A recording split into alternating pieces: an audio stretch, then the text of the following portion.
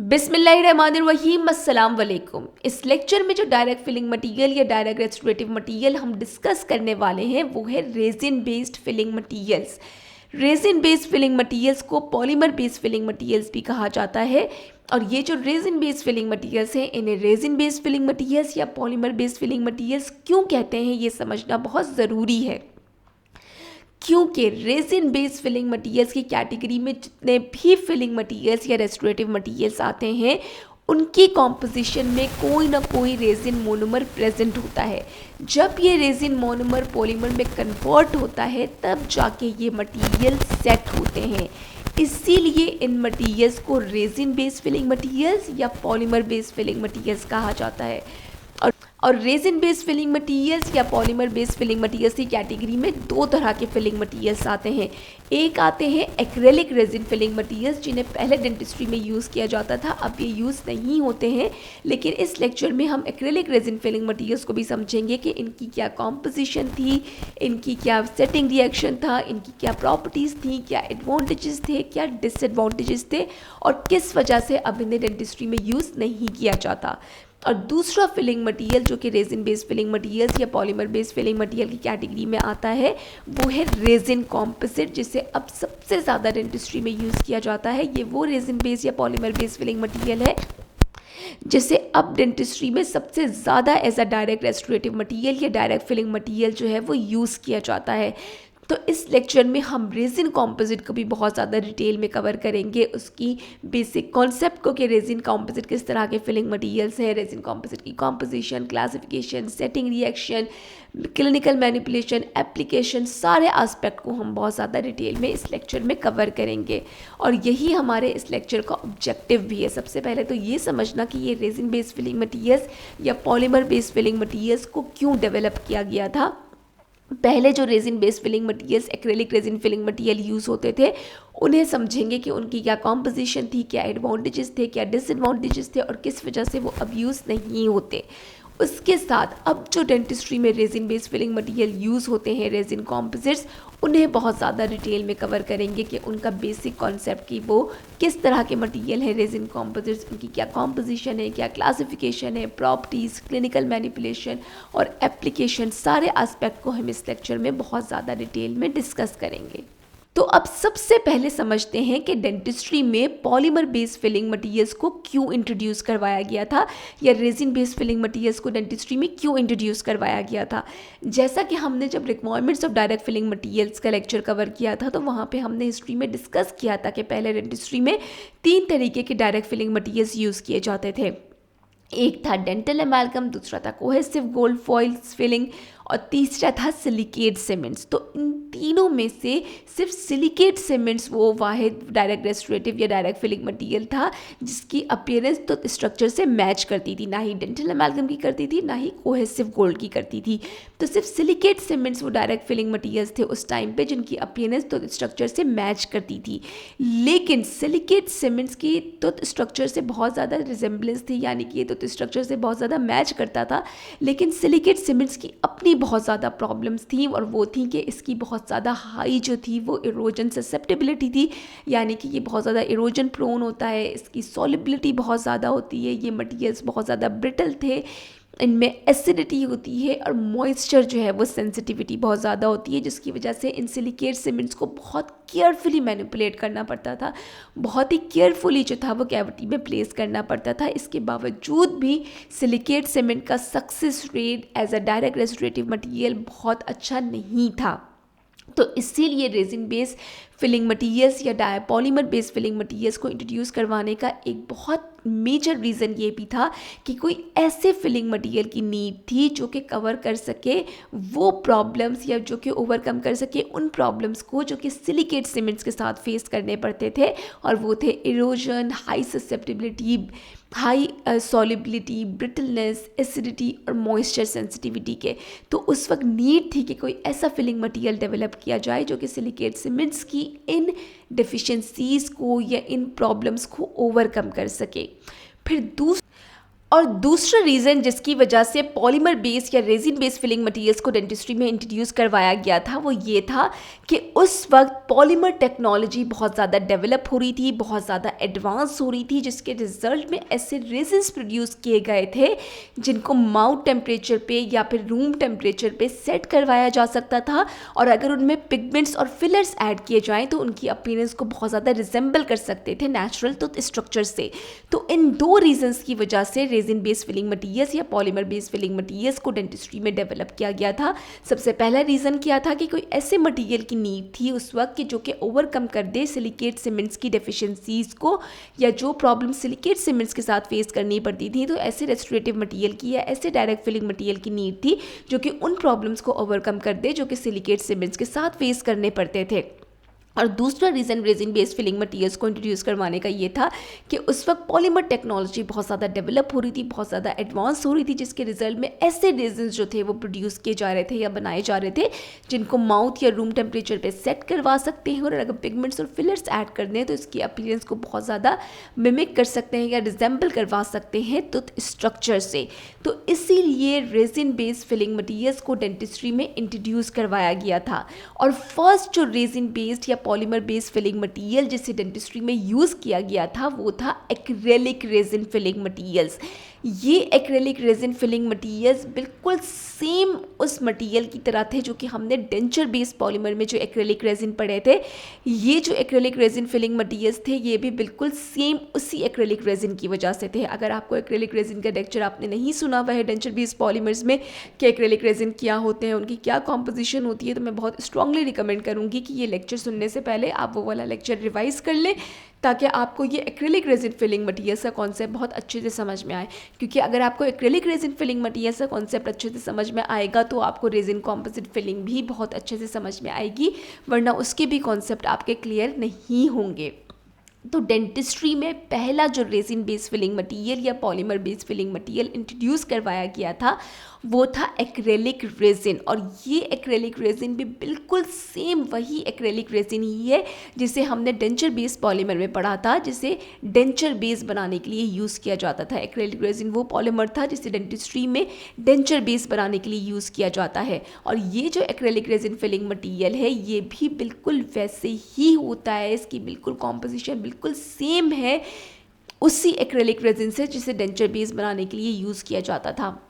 लेकिन एक जो डिफरेंस था इस एक्रेलिक रेजिन फिलिंग मटेरियल में और उस एक्रेलिक रेजिन में जिसे डेंचर बेस बनाने के लिए यूज़ किया जाता था, मेन डिफरेंस ये था कि इनकी कॉम्पोजिशन में, यानी कि एक्रेलिक रेजिन फिलिंग मटेरियल की पाउडर कॉम्पोजिशन में ऐसे पिगमेंट्स ऐड किए जाते हैं जो कि इसकी अपीयरेंस को मैच करवाते हैं नेचुरल टूथ स्ट्रक्चर से, जबकि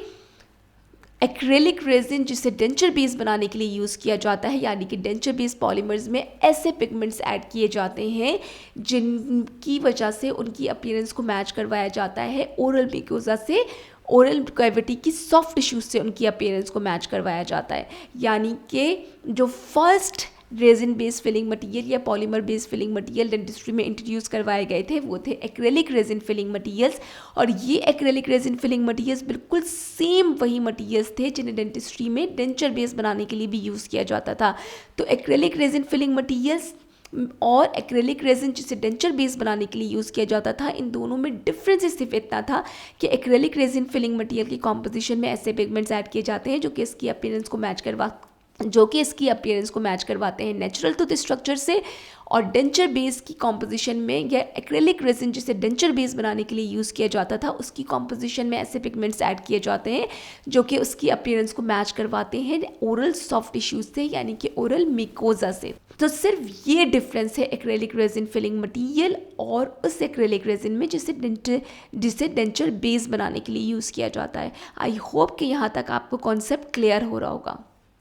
अब सबसे पहले हम समझते हैं कि एक्रेलिक रेजिन फिलिंग मटेरियल्स किस तरह के फिलिंग मटेरियल्स थे, इनकी क्या कॉम्पोजिशन थी, किस तरह से ये सेट होते थे और इनके क्या एडवांटेजेस थे और क्या डिसएडवांटेजेस थे और किन रीजंस की वजह से अब ये एक्रेलिक रेजिन फिलिंग मटेरियल्स को डेंटिस्ट्री में यूज़ नहीं किया जाता।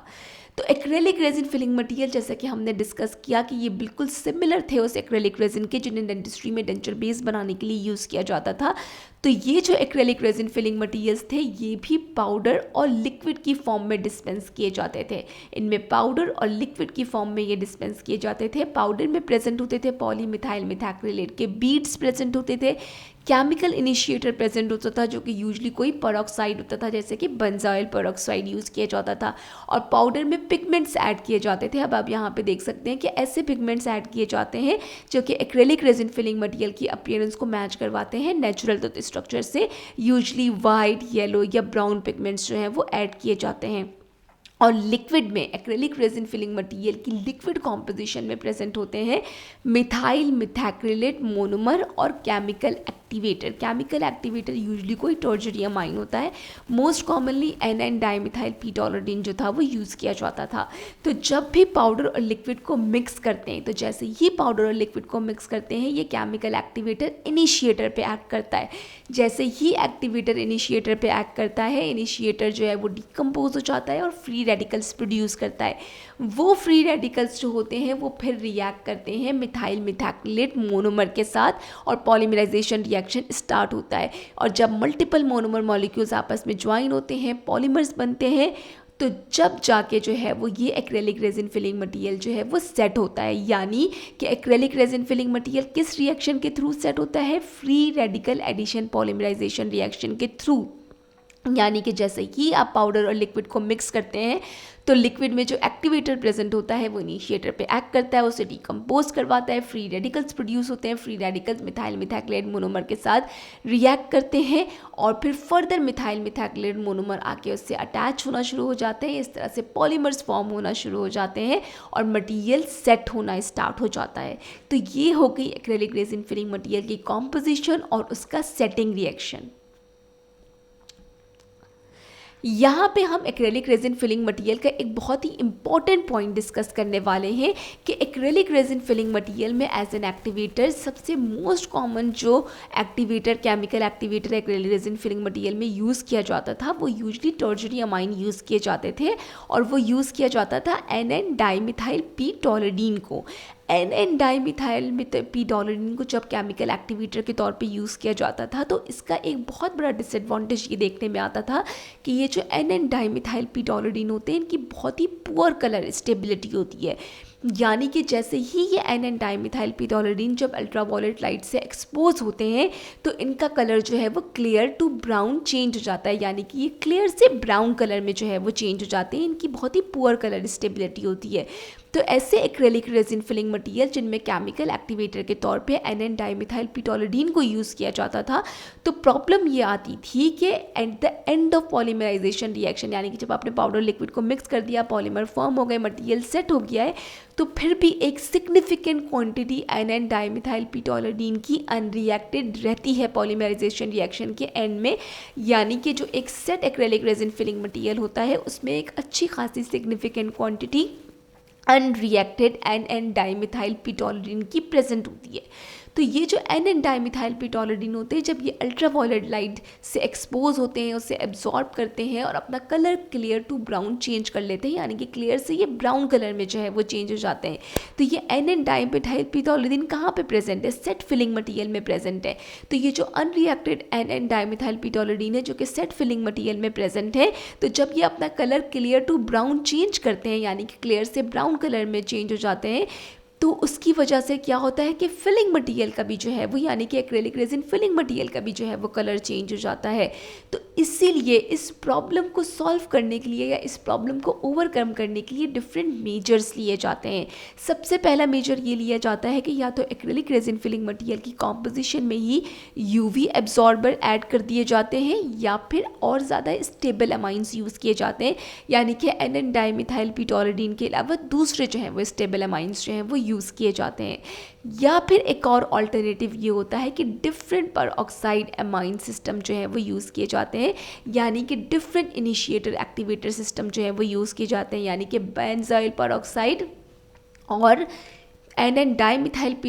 ये जो इनिशिएटर एक्टिवेटर का कॉम्बिनेशन होता है, इसके अलावा दूसरे इनिशिएटर और एक्टिवेटर के कॉम्बिनेशन यूज़ किए जाते हैं, जिसमें से पहला एक कॉम्बिनेशन जो कि यूज़ किया जाता है वो है peroxide alkyl borane system. Peroxide alkyl borane system में क्या होता है कि ये पेरोक्साइड जो है वो इनिशिएटर होता है और एल्काइल बोरेन एक्टिवेटर होता है। पेरोक्साइड को पाउडर में ऐड करते हैं, एल्काइल बोरेन को लिक्विड में ऐड करते हैं। तो पेरोक्साइड एल्काइल बोरेन सिस्टम का एक फ़ायदा ये था कि इसके मैन्युफैक्चरर ने जिन्होंने इसे फॉर्मुलेट किया था, सिंथेसाइज किया था, उन्होंने ये क्लेम किया था कि इसकी एडिसिव प्रॉपर्टीज़ भी होती हैं। हाउएवर इसकी एडिसिव प्रॉपर्टीज़ को बहुत ज़्यादा रिसर्च या प्रूफ नहीं किया गया है लिटरेचर में, लेकिन ये मैन्युफैक्चरर्स ने क्लेम किया था कि इसमें एडिसिव प्रॉपर्टीज़ जो है वो होती हैं। तो एक तो peroxide alkyl borane system use किया जा सकता है, दूसरा peroxide mercaptan initiation system use किया जा सकता है, यानी कि पेरोक्साइड को ऐड करते हैं पाउडर में और मरकैप्टन को as a chemical activator add करते हैं लिक्विड में। एक और जो कॉम्बिनेशन यूज़ किया जा सकता है इनिशिएटर एक्टिवेटर का वो है पेरोक्साइड सल्फ्यूनिक एसिड। पेरोक्साइड को ऐड करते हैं पाउडर में और सल्फ्यूनिक एसिड को इनिशियली ऐड किया जाता था लिक्विड में एज अ केमिकल एक्टिवेटर, लेकिन सल्फ्यूनिक एसिड के साथ ये प्रॉब्लम आती है कि अगर आप इसे लिक्विड में ऐड कर देते हैं तो ये मिथाइल मिथैक्रिलेट मोनोमर की प्री मैच्योर पॉलीमराइजेशन करवा देता है। तो इसीलिए सल्फ्यूनिक एसिड को लिक्विड में ऐड नहीं किया जाता, बल्कि सल्फ्यूनिक एसिड के सॉल्ट को पाउडर में ही ऐड किया जाता है पेरोक्साइड इनिशिएटर और पॉलीमिथाइल मिथैक्रिलेट बीड्स के साथ, और लिक्विड में ऐड किया जाता है मिथैक्रिलिक एसिड। तो जैसे ही ऐसे पाउडर और लिक्विड को मिक्स करते हैं जिसके पाउडर में प्रेजेंट है पेरोक्साइड, पॉलीमिथाइल मिथैक्रिलेट बीड्स, पिगमेंट्स और सल्फ्यूनिक एसिड का सॉल्ट, और लिक्विड में प्रेजेंट है मिथाइल मिथैक्रिलेट मोनोमर और मिथैक्रिलिक एसिड। तो जैसे ही ऐसे पाउडर और लिक्विड को मिक्स करते हैं तो मिथैक्रिलिक एसिड जो है वो सल्फ्यूनिक एसिड के सॉल्ट को बहुत तेज़ी से कन्वर्ट कर देता है सल्फ्यूनिक एसिड में, और फिर ये सल्फ्यूनिक एसिड केमिकल एक्टिवेटर के तौर पे एक्ट करता है। ये बेंजोइल पेरोक्साइड को बेंजाइल पेरोक्साइड को या पेरोक्साइड इनिशिएटर को डीकम्पोज करता है, फ्री रेडिकल्स प्रोड्यूस करवाता है। वो जो फ्री रेडिकल्स प्रोड्यूस होते हैं वो रिएक्ट करते हैं मिथाइल मिथैक्रिलेट मोनोमर के साथ, मोनोमर्स आपस में ज्वाइन होना शुरू हो जाते हैं और पॉलीमर्स फॉर्म होना शुरू हो जाते हैं और मटेरियल सेट होता है। तो इस तरह से ये जो एन डाईमिथाइल पिटोलिडीन के साथ पुअर कलर स्टेबिलिटी की प्रॉब्लम देखने में आती है, इससे ओवरकम किया जाता है या टैकल किया जाता है इन मेजर्स के थ्रू।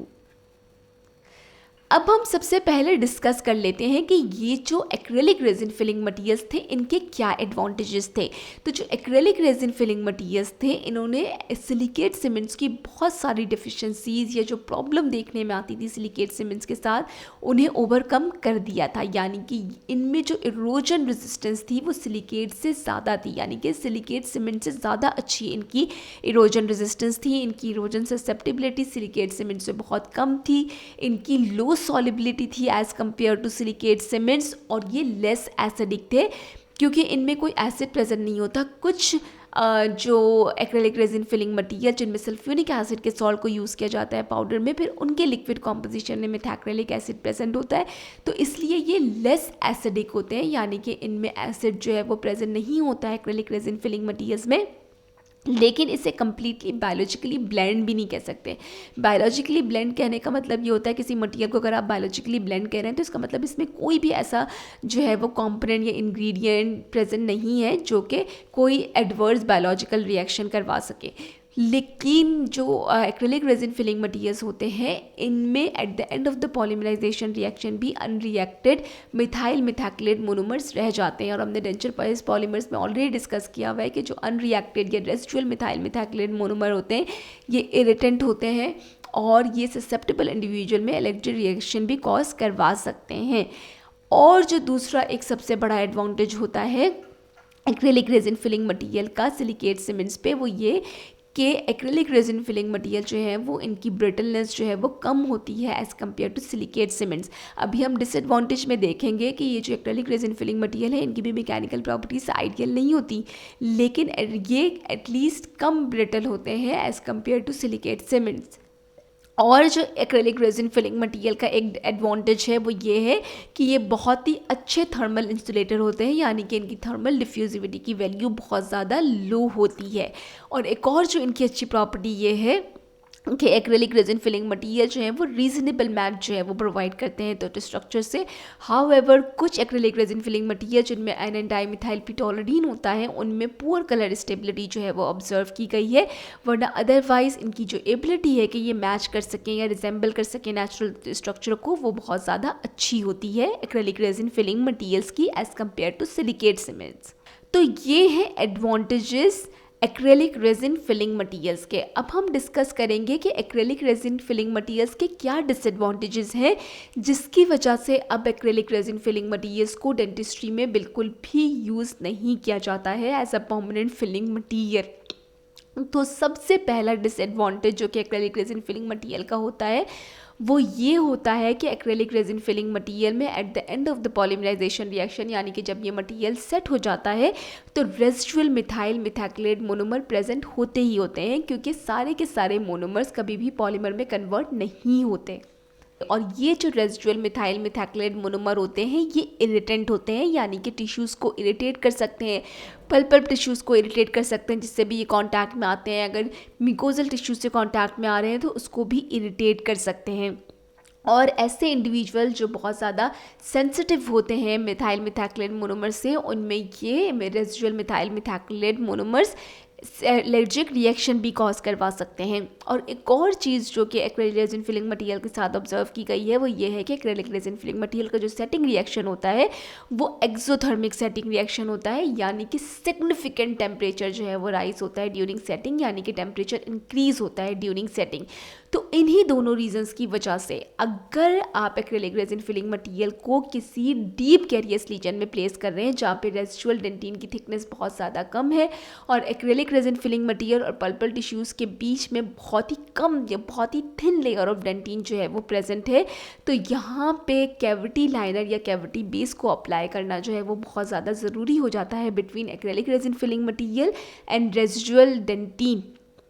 क्यों बहुत ज़्यादा ज़रूरी हो जाता है? क्योंकि अगर डेंटिन की थिकनेस बहुत ज़्यादा कम है और पल्पल टिश्यू जो है वो बहुत ज़्यादा नियर है एक्रेलिक रेजिन फिलिंग मटेरियल के, तो ये जो टेम्परेचर राइज हो रहा है ड्यूरिंग सेटिंग और ये जो सेट होने के बाद जो residual methyl methacrylate monomer leach out कर सकते हैं, ये दोनों फैक्टर्स जो हैं या ये दोनों जो फैक्टर्स हैं ये पल्पल टिश्यू को डैमेज करवा सकते हैं। तो इसीलिए कैविटी लाइनर्स या कैविटी बेस दिए जाते हैं एक्रेलिक रेजिन फिलिंग मटेरियल्स के बीनीथ, ताकि वो एज अ बैरियर एक्ट करें और पर जो टेम्परेचर राइज हो रहा है और जो residual methyl methacrylate monomer leach out हो रहे हैं उनको पल्पल टिश्यूज़ तक ना पहुंचने दें ताकि पल्पल डैमेज ना हो। और जो cavity liner acrylic resin filling materials के बीनीथ यूज़ किया जाता है वो है कैल्शियम हाइड्रोक्साइड सीमेंट। एक तो ये डिसएडवांटेज होता है एक्रेलिक रेजिन फिलिंग मटेरियल का। अब जो हम 3 डिसएडवांटेज डिस्कस करने वाले हैं एक्रेलिक रेजिन फिलिंग मटेरियल्स के, वो बहुत बड़े डिसएडवांटेज है और इन्हीं डिसएडवांटेज की वजह से अब एक्रेलिक रेजिन फिलिंग मटेरियल्स को डेंटिस्ट्री में यूज़ नहीं किया जाता। एक जो सबसे बड़ा डिसएडवांटेज है एक्रेलिक रेजिन फिलिंग मटेरियल का वो ये है कि इसमें सेटिंग कॉन्ट्रैक्शन होती है ऑलमोस्ट 6%, क्योंकि हमने डिस्कस किया कि एक्रेलिक रेजिन फिलिंग मटेरियल का सेटिंग रिएक्शन क्या है, पॉलीमराइजेशन रिएक्शन के थ्रू ये मटेरियल सेट होते हैं और हम ये ऑलरेडी सिंथेटिक पॉलीमर्स और डेंचर बेस्ड पॉलीमर्स में कवर कर चुके हैं कि जब भी मोनोमर पॉलीमर में कन्वर्ट होता है तो कॉन्ट्रैक्शन होती है, डायमेंशनल चेंज देखने में आता है, कॉन्ट्रैक्शन होती है। उस कॉन्ट्रैक्शन को सेटिंग कॉन्ट्रैक्शन भी कहा जाता है या पॉलीमराइजेशन श्रिंकेज भी कहा जाता है। तो ये जो एक्रेलिक रेजिन फिलिंग मटेरियल होते हैं इनमें भी जब मोनोमर पॉलीमर में कन्वर्ट होता है या ये मटेरियल जब सेट होते हैं तो इनमें भी सेटिंग कॉन्ट्रैक्शन होती है और वो जो सेटिंग कॉन्ट्रैक्शन होती है वो अराउंड 6% होती है। अब आप देख सकते हैं कि कितनी ज़्यादा मैग्नीट्यूड की कॉन्ट्रैक्शन हो रही है, ये थोड़ी बहुत नहीं है 0.1 0.2 जो कि एक्सेप्टेबल हो, 6% जो है वो कॉन्ट्रैक्शन होती है। तो अगर आपने सही मेजर्स नहीं लिए, अगर सही मेजर्स नहीं लिए गए एक्रेलिक रेजिन फिलिंग मटेरियल्स को प्लेस करते हुए इस सेटिंग कॉन्ट्रैक्शन को रिड्यूस करने के लिए, तो इतनी ज़्यादा कॉन्ट्रैक्शन जब होती है फिलिंग मटेरियल में तो क्या होता है सेट होने के, अगर इतनी ज़्यादा कॉन्ट्रैक्शन होती है फिलिंग मटेरियल में सेट होने के बाद तो एक गैप बन जाता है एक्रेलिक रेजिन फिलिंग मटेरियल और तो स्ट्रक्चर के बीच में। उस गैप में macro organisms, livery protein, saliva, food debris ये सब एंटर कर सकते हैं और सेकेंडरी कैरीज या रिकरेंट कैरीज जो है वो कॉज करवा सकते हैं। तो इसीलिए जब एक्रेलिक रेजिन फिलिंग मटेरियल्स को प्लेस कर रहे होते थे तो इस सेटिंग कॉन्ट्रैक्शन को रिड्यूस करने के लिए दो मेजर्स लिए जाते हैं। फर्स्ट मेजर ये होता है कि सिलिकेट सीमेंट्स को कैविटी में हमेशा इंक्रीमेंट में प्लेस करते हैं, एक एक इंक्रीमेंट को अच्छे से अडेप्ट करवाते हैं, एंड देन जो होता है वो पूरे इंक्रीमेंट में प्लेस करके, पहले थोड़ा सा प्लेस किया आपने एक्रिलिक रेजिन फिलिंग मटेरियल, फिर थोड़ा सा प्लेस किया, फिर थोड़ा सा प्लेस किया, इस तरह से प्लेस करके आप पूरी कैविटी जो होता है वो फिल करते हैं इंक्रीमेंट्स में। एक तो ये तरीका होता था एक्रिलिक रेजिन फिलिंग मटेरियल में सेटिंग कॉन्ट्रैक्शन को रिड्यूस करने का। एक और तरीका ये होता था कि पूरी कैविटी को ओवरफिल कर देते थे एक्रिलिक रेजिन फिलिंग मटेरियल से। एक्रिलिक रेजिन फिलिंग मटेरियल से फिल करने के बाद, ओवरफिल करने के बाद बहुत ही फर्म फिंगर प्रेशर से, यानी कि आपने जो था वो सबसे पहले क्या लगाई, मैट्रिक्स बैंड लगाया, और फिर बहुत ही फर्म फिंगर प्रेशर से उस मटेरियल को सेट करवाते थे ताकि जो है वो कोई भी गैप डेवलप ना हो, मटेरियल अच्छे से सेट हो। ओवरफिल होगा तो क्या होगा कि जब मटेरियल कॉन्ट्रैक्ट करेगा तो जो एक्स्ट्रा मटेरियल आपने डाला है वो मटेरियल जो है वो इस स्पेस में आ जाएगा, जो कि कॉन्ट्रैक्शन के बाद फॉर्म हो सकती है। तो इस तरह से ये जो एक्रिलिक रेजिन फिलिंग मटेरियल का जो सेटिंग कॉन्ट्रैक्शन इतना ज़्यादा था 6%, इसे टैकल किया जाता था। लेकिन इन सब मेजर्स के बावजूद भी बहुत ज़्यादा setting contraction acrylic resin filling material में ऑब्जर्व की जाती थी, और एक्रिलिक रेजिन फिलिंग मटेरियल में बहुत ज़्यादा सेटिंग कॉन्ट्रैक्शन होती है, जिसकी वजह से फिलिंग मटेरियल यानी कि एक्रिलिक रेजिन फिलिंग मटेरियल और टूथ स्ट्रक्चर के बीच में गैप होने के चांसेस, बहुत गैप डेवलप होने के चांसेस बहुत ज़्यादा होते हैं। दूसरा जो बहुत बड़ा disadvantage acrylic resin filling material का था वो ये था कि कोफिशिएंट ऑफ थर्मल एक्सपेंशन की value acrylic resin filling materials की टूथ स्ट्रक्चर से 10 टाइम्स ग्रेटर थी। यानी कि कोफिशिएंट ऑफ थर्मल एक्सपेंशन का हमने डिस्कस किया था कि टूथ स्ट्रक्चर और फिलिंग मटेरियल के कोफिशिएंट ऑफ थर्मल एक्सपेंशन की वैल्यू बिल्कुल सेम होनी चाहिए, यानी कि टूथ स्ट्रक्चर और फिलिंग मटेरियल की ideally coefficient of thermal expansion की वैल्यू सेम होनी चाहिए। क्यों होनी चाहिए वो हम already requirements of direct filling material में डिस्कस कर चुके हैं, तो अगर आपका इसका कॉन्सेप्ट नहीं है तो आप वो वाला लेक्चर दोबारा से जाके सुन सकते हैं। तो यहाँ पे अब आप नोट कर सकते हैं कि जो एक्रिलिक रेजिन फिलिंग मटेरियल्स हैं इनकी कोफिशिएंट ऑफ थर्मल एक्सपेंशन की वैल्यू टूथ सब्सटेंस से या टूथ स्ट्रक्चर से 10 टाइम्स हायर होती है। यानी कि ये मटेरियल जब भी हॉट और कोल्ड स्टिमुलाई से कांटेक्ट में आते हैं तो ये 10 टाइम्स ज़्यादा कॉन्ट्रैक्ट करते हैं या ज़्यादा एक्सपेंड करते हैं as compared to tooth structure. और हमने देखा था कि जब भी कोफिशिएंट ऑफ थर्मल एक्सपेंशन की वैल्यू फिलिंग मटेरियल की ज़्यादा होगी तो अगर कोई कोल्ड स्टिमुलाई आएगा तो ये ज़्यादा कॉन्ट्रैक्ट करेगा, गैप डेवलप हो जाएगा between tooth structure and filling material. वहाँ पे फ्लूइड्स, बैक्टीरिया, स्लाइवरी प्रोटीन्स ये सब एंटर करेंगे, सेकेंडरी कैरीज होगी। और अगर कोई हॉट स्टिमुलाई आएगा तो फिलिंग मटेरियल ज़्यादा एक्सपेंड करेगा as compared to tooth structure, और जब फिलिंग मटेरियल ज़्यादा एक्सपेंड करेगा तो ये बियॉन्ड द टूथ स्ट्रक्चर या कैविटी मार्जिन जो है वो फिलिंग मटेरियल प्रोट्रूड कर जाएगा और दूसरे टूथ से जब कांटेक्ट में आना होगा, क्योंकि टूथ कैविटी कहाँ पे बनी हुई है, टूथ स्ट्रक्चर में बनी हुई है कैविटी, तो जब फिलिंग मटेरियल उस कैविटी मार्जिन से यानी कि उस टूथ कैविटी की, उस टूथ की सरफेस से बाहर निकल जाएगा फिलिंग मटेरियल एक्सपेंड होके, तो दूसरे टूथ से जब कांटेक्ट में आएगा तो वो कैविटी या फिलिंग मटेरियल पहले कांटेक्ट में आ रहा होगा वो वाला पार्ट फिलिंग मटेरियल का जो कि प्रोट्रूड कर गया है कैविटी से, तो जब ऑपोजिट टूथ से वो वाला पार्ट टूथ स्ट्रक्चर का कांटेक्ट में आएगा तो क्या होगा कि वो ना सिर्फ फिलिंग मटेरियल के फ्रैक्चर होने के चांसेस होंगे जो कि एक्सपेंड कर गया है, प्रोट्रूड कर गया है बियॉन्ड द कैविटी मार्जिन, बल्कि टूथ स्ट्रक्चर के भी फ्रैक्चर होने के चांसेस होंगे। ये वाला पॉइंट मैं already requirements of direct filling materials और थर्मल प्रॉपर्टीज़ वाले लेक्चर में एक्सप्लेन कर चुकी हूँ। तो अगर आपने बहुत डिटेल में ये वाला पॉइंट समझना है तो आप उन लेक्चर्स में जाके सुन सकते हैं। तो होता ये है कि जब भी हॉट स्टिमुलाई आता है और coefficient of thermal expansion filling material और टूथ स्ट्रक्चर का सेम नहीं होता तो फिलिंग मटेरियल होता है वो ज़्यादा एक्सपेंड करता है as compared to tooth structure, और वो जो फिलिंग मटेरियल होता है वो प्रोट्रूड कर जाता है बियॉन्ड द कैविटी मार्जिन, यानी कि टूथ स्ट्रक्चर की सरफेस से ऊपर चला जाता है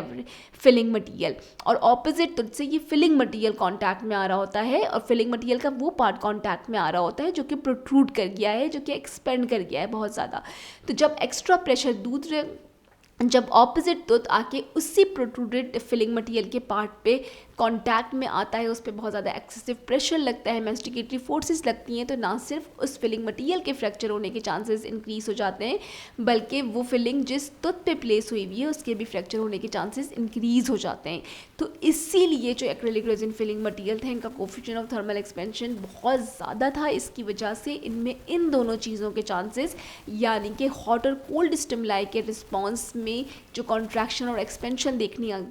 ऑब्जर्व की जाती है वो इन एक्रेलिक रेजिन फिलिंग मटेरियल में बहुत ज़्यादा होती थी, और इसके कॉन्सिक्वेंसेस भी एक्रेलिक रेजिन फिलिंग मटेरियल्स में ऑब्जर्व किए जाते थे या देखने में आते थे। और तीसरा जो सबसे बड़ा डिसएडवांटेज है एक्रेलिक रेजिन फिलिंग मटेरियल का वो ये कि इसकी बहुत ज़्यादा इन्फीरियर मैकेनिकल प्रॉपर्टीज़ होती हैं। हमने एडवांटेजेस में तो डिस्कस किया था कि इसकी ब्रिटलनेस जो है वो सिलिकेट सीमेंट से कम है, लेकिन स्टिल इसकी बाकी की जो मैकेनिकल प्रॉपर्टीज़ होती हैं वो बिल्कुल भी आइडियल नहीं होती। मॉडुलस ऑफ इलास्टिसिटी की वैल्यू तो इसकी सिर्फ 2 होती है, यानी कि हमने डायरेक्ट रेस्टोरेटिव मटेरियल में पढ़ा था, डायरेक्ट फिलिंग मटेरियल की रिक्वायरमेंट में पढ़ा था कि फिलिंग मटेरियल में आइडियली क्या क्या मैकेनिकल प्रॉपर्टीज़ होनी चाहिए। उससे हार्ड होना चाहिए, उससे रिजिड होना चाहिए, उससे टफ होना चाहिए और उसकी हाई स्ट्रेंथ होनी चाहिए। तो ये जो एक्रेलिक रेजिन होते हैं इनकी मॉडुलस ऑफ इलास्टिसिटी की वैल्यू भी कम होती है, यानी कि ये रिजिड नहीं होते बल्कि ये एक फ्लेक्सिबल मटेरियल है। इनकी स्ट्रेंथ भी लोअर होती है, इनमें टफनेस भी जो है वो इनकी लोअर होती है, और इनकी हार्डनेस भी जो है वो बहुत ही कम होती है। इनकी कंप्रेसिव स्ट्रेंथ भी बहुत कम है। हार्डनेस कम होने की वजह से इनकी एब्रेजन रेजिस्टेंस भी जो है वो बहुत ज़्यादा कम होती है। तो इसलिए ये जो एक्रेलिक रेजिन फिलिंग मटेरियल होते हैं इनकी मैकेनिकल प्रॉपर्टीज़ जो है वो बिल्कुल भी आइडियल नहीं होती। जैसा कि आप ये टेबल देख सकते हैं जो कि मेके बुक में मेंशन है, जिसमें इन्होंने कंपेयर किया है एक्रेलिक रेजिन की जो मैकेनिकल प्रॉपर्टीज़ को एनामेल और डेंटीन से। तो यहाँ पर आप देख सकते हैं कि modulus of elasticity acrylic resin का क्या है, सिर्फ 2, और तो स्ट्रक्चर का 50 और 15 होता है, यानी कि 50 इनामल का और 15 डेंटीन का। कॉम्प्रेसिव स्ट्रेंथ की वैल्यू भी इसकी कितनी कम है, 70 है, और इनामल और डेंटीन की अराउंड 250 to 280 है।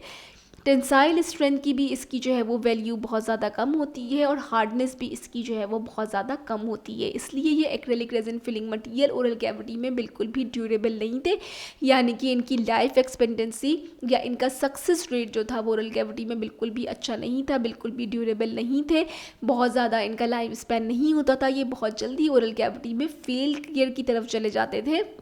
अपनी इन्हीं इन्फीरियर मैकेनिकल प्रॉपर्टीज़ की वजह से।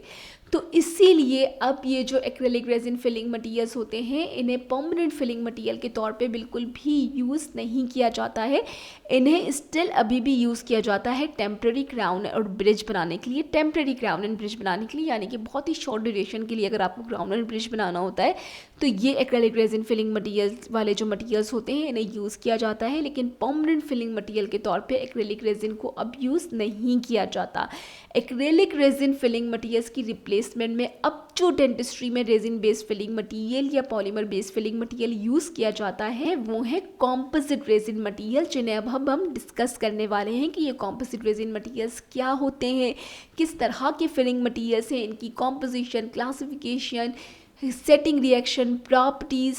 और एप्लीकेशन, सारी चीज़ें अब हम डिटेल में डिस्कस करने वाले हैं। क्योंकि अब हमने ये समझ लिया है कि एक्रेलिक रेजिन फिलिंग मटेरियल्स क्या थे जो कि पहले डेंटिस्ट्री में यूज़ हो रहे थे, और किन प्रॉब्लम्स की वजह से, 3 मेन प्रॉब्लम्स की वजह से अब एक्रेलिक रेजिन फिलिंग मटेरियल्स को डेंटिस्ट्री में यूज़ नहीं किया जाता। एक तो इनका सबसे बड़ा प्रॉब्लम था कि सेटिंग कॉन्ट्रैक्शन बहुत ज़्यादा होती थी, दूसरा कोफिशिएंट ऑफ थर्मल एक्सपेंशन जो था वो 10 टाइम्स होते स्ट्रक्चर से ज़्यादा है, और तीसरा जो इनकी प्रॉब्लम थी वो ये थी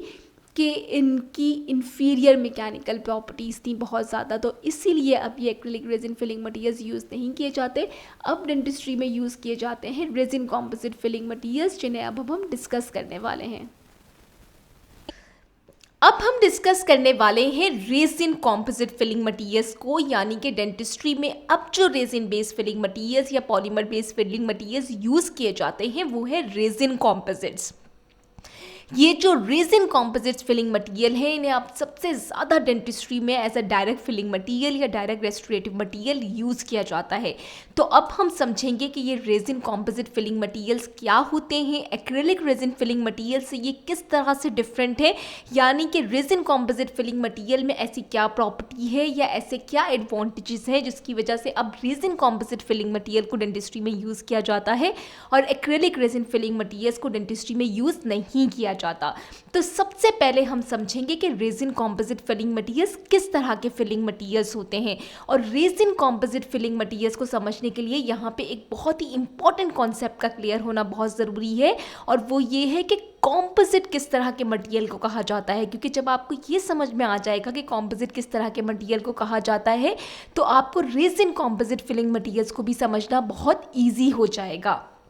तो अब सबसे पहले समझते हैं कि कॉम्पोजिट किस तरह के मटेरियल्स को कहा जाता है। कॉम्पोजिट ऐसे मटेरियल को कहा जाता है जिसे बनाया जाता है दो या दो से ज़्यादा डिफरेंट मटेरियल्स को, यानी कि दो या दो से ज़्यादा ऐसे डिफरेंट मटेरियल्स जिनकी स्ट्रक्चर भी अलग है, जिनकी प्रॉपर्टीज़ भी अलग है। जब ऐसे दो या दो से ज़्यादा डिफरेंट मटेरियल्स को आपस में मिक्स करते हैं, ब्लेंड करते हैं और कंबाइन करने पे जो रिजल्टेंट मटेरियल बनकर आता है उससे कॉम्पोजिट मटेरियल कहा जाता है। फॉर एग्जाम्पल कि अगर मैं किसी मटेरियल को कह रही हूँ कि ये एक कॉम्पोजिट मटेरियल है, तो आपके जहन में ये फ़ौरन क्लियर हो जाना चाहिए कि अगर ये एक कॉम्पोजिट मटेरियल है तो इसका मतलब ये है कि ये मटेरियल दो या दो से ज़्यादा डिफरेंट मटेरियल से मिलकर बना है। तो इसीलिए जो कॉम्पोजिट मटेरियल्स होते हैं उनमें कहा जाता है कि उनमें डिस्टिंक्ट फेसेस प्रेजेंट होते हैं। डिस्टिंक्ट फेसेस का क्या मतलब होता है कि जिन डिफरेंट मटेरियल से मिलकर वो कॉम्पोजिट मटेरियल्स बना है वो उस मटेरियल में डिस्टिंक्ट फेसेस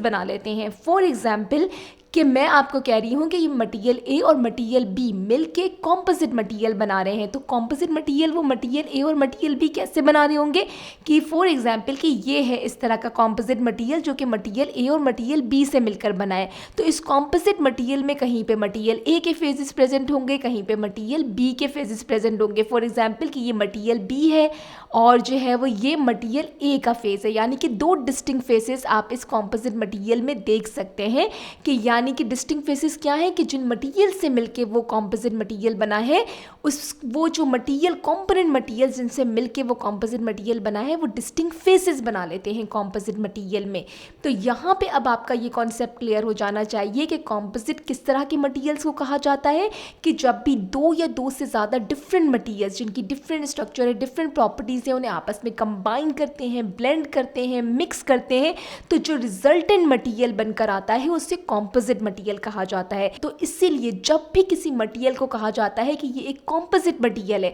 तो आपके जहन में फ़ौरन क्लियर हो जाना चाहिए कि अच्छा ये कॉम्पोजिट मटेरियल है, इसका मतलब कि ये दो या दो से ज़्यादा डिफरेंट मटेरियल से मिलकर बना है।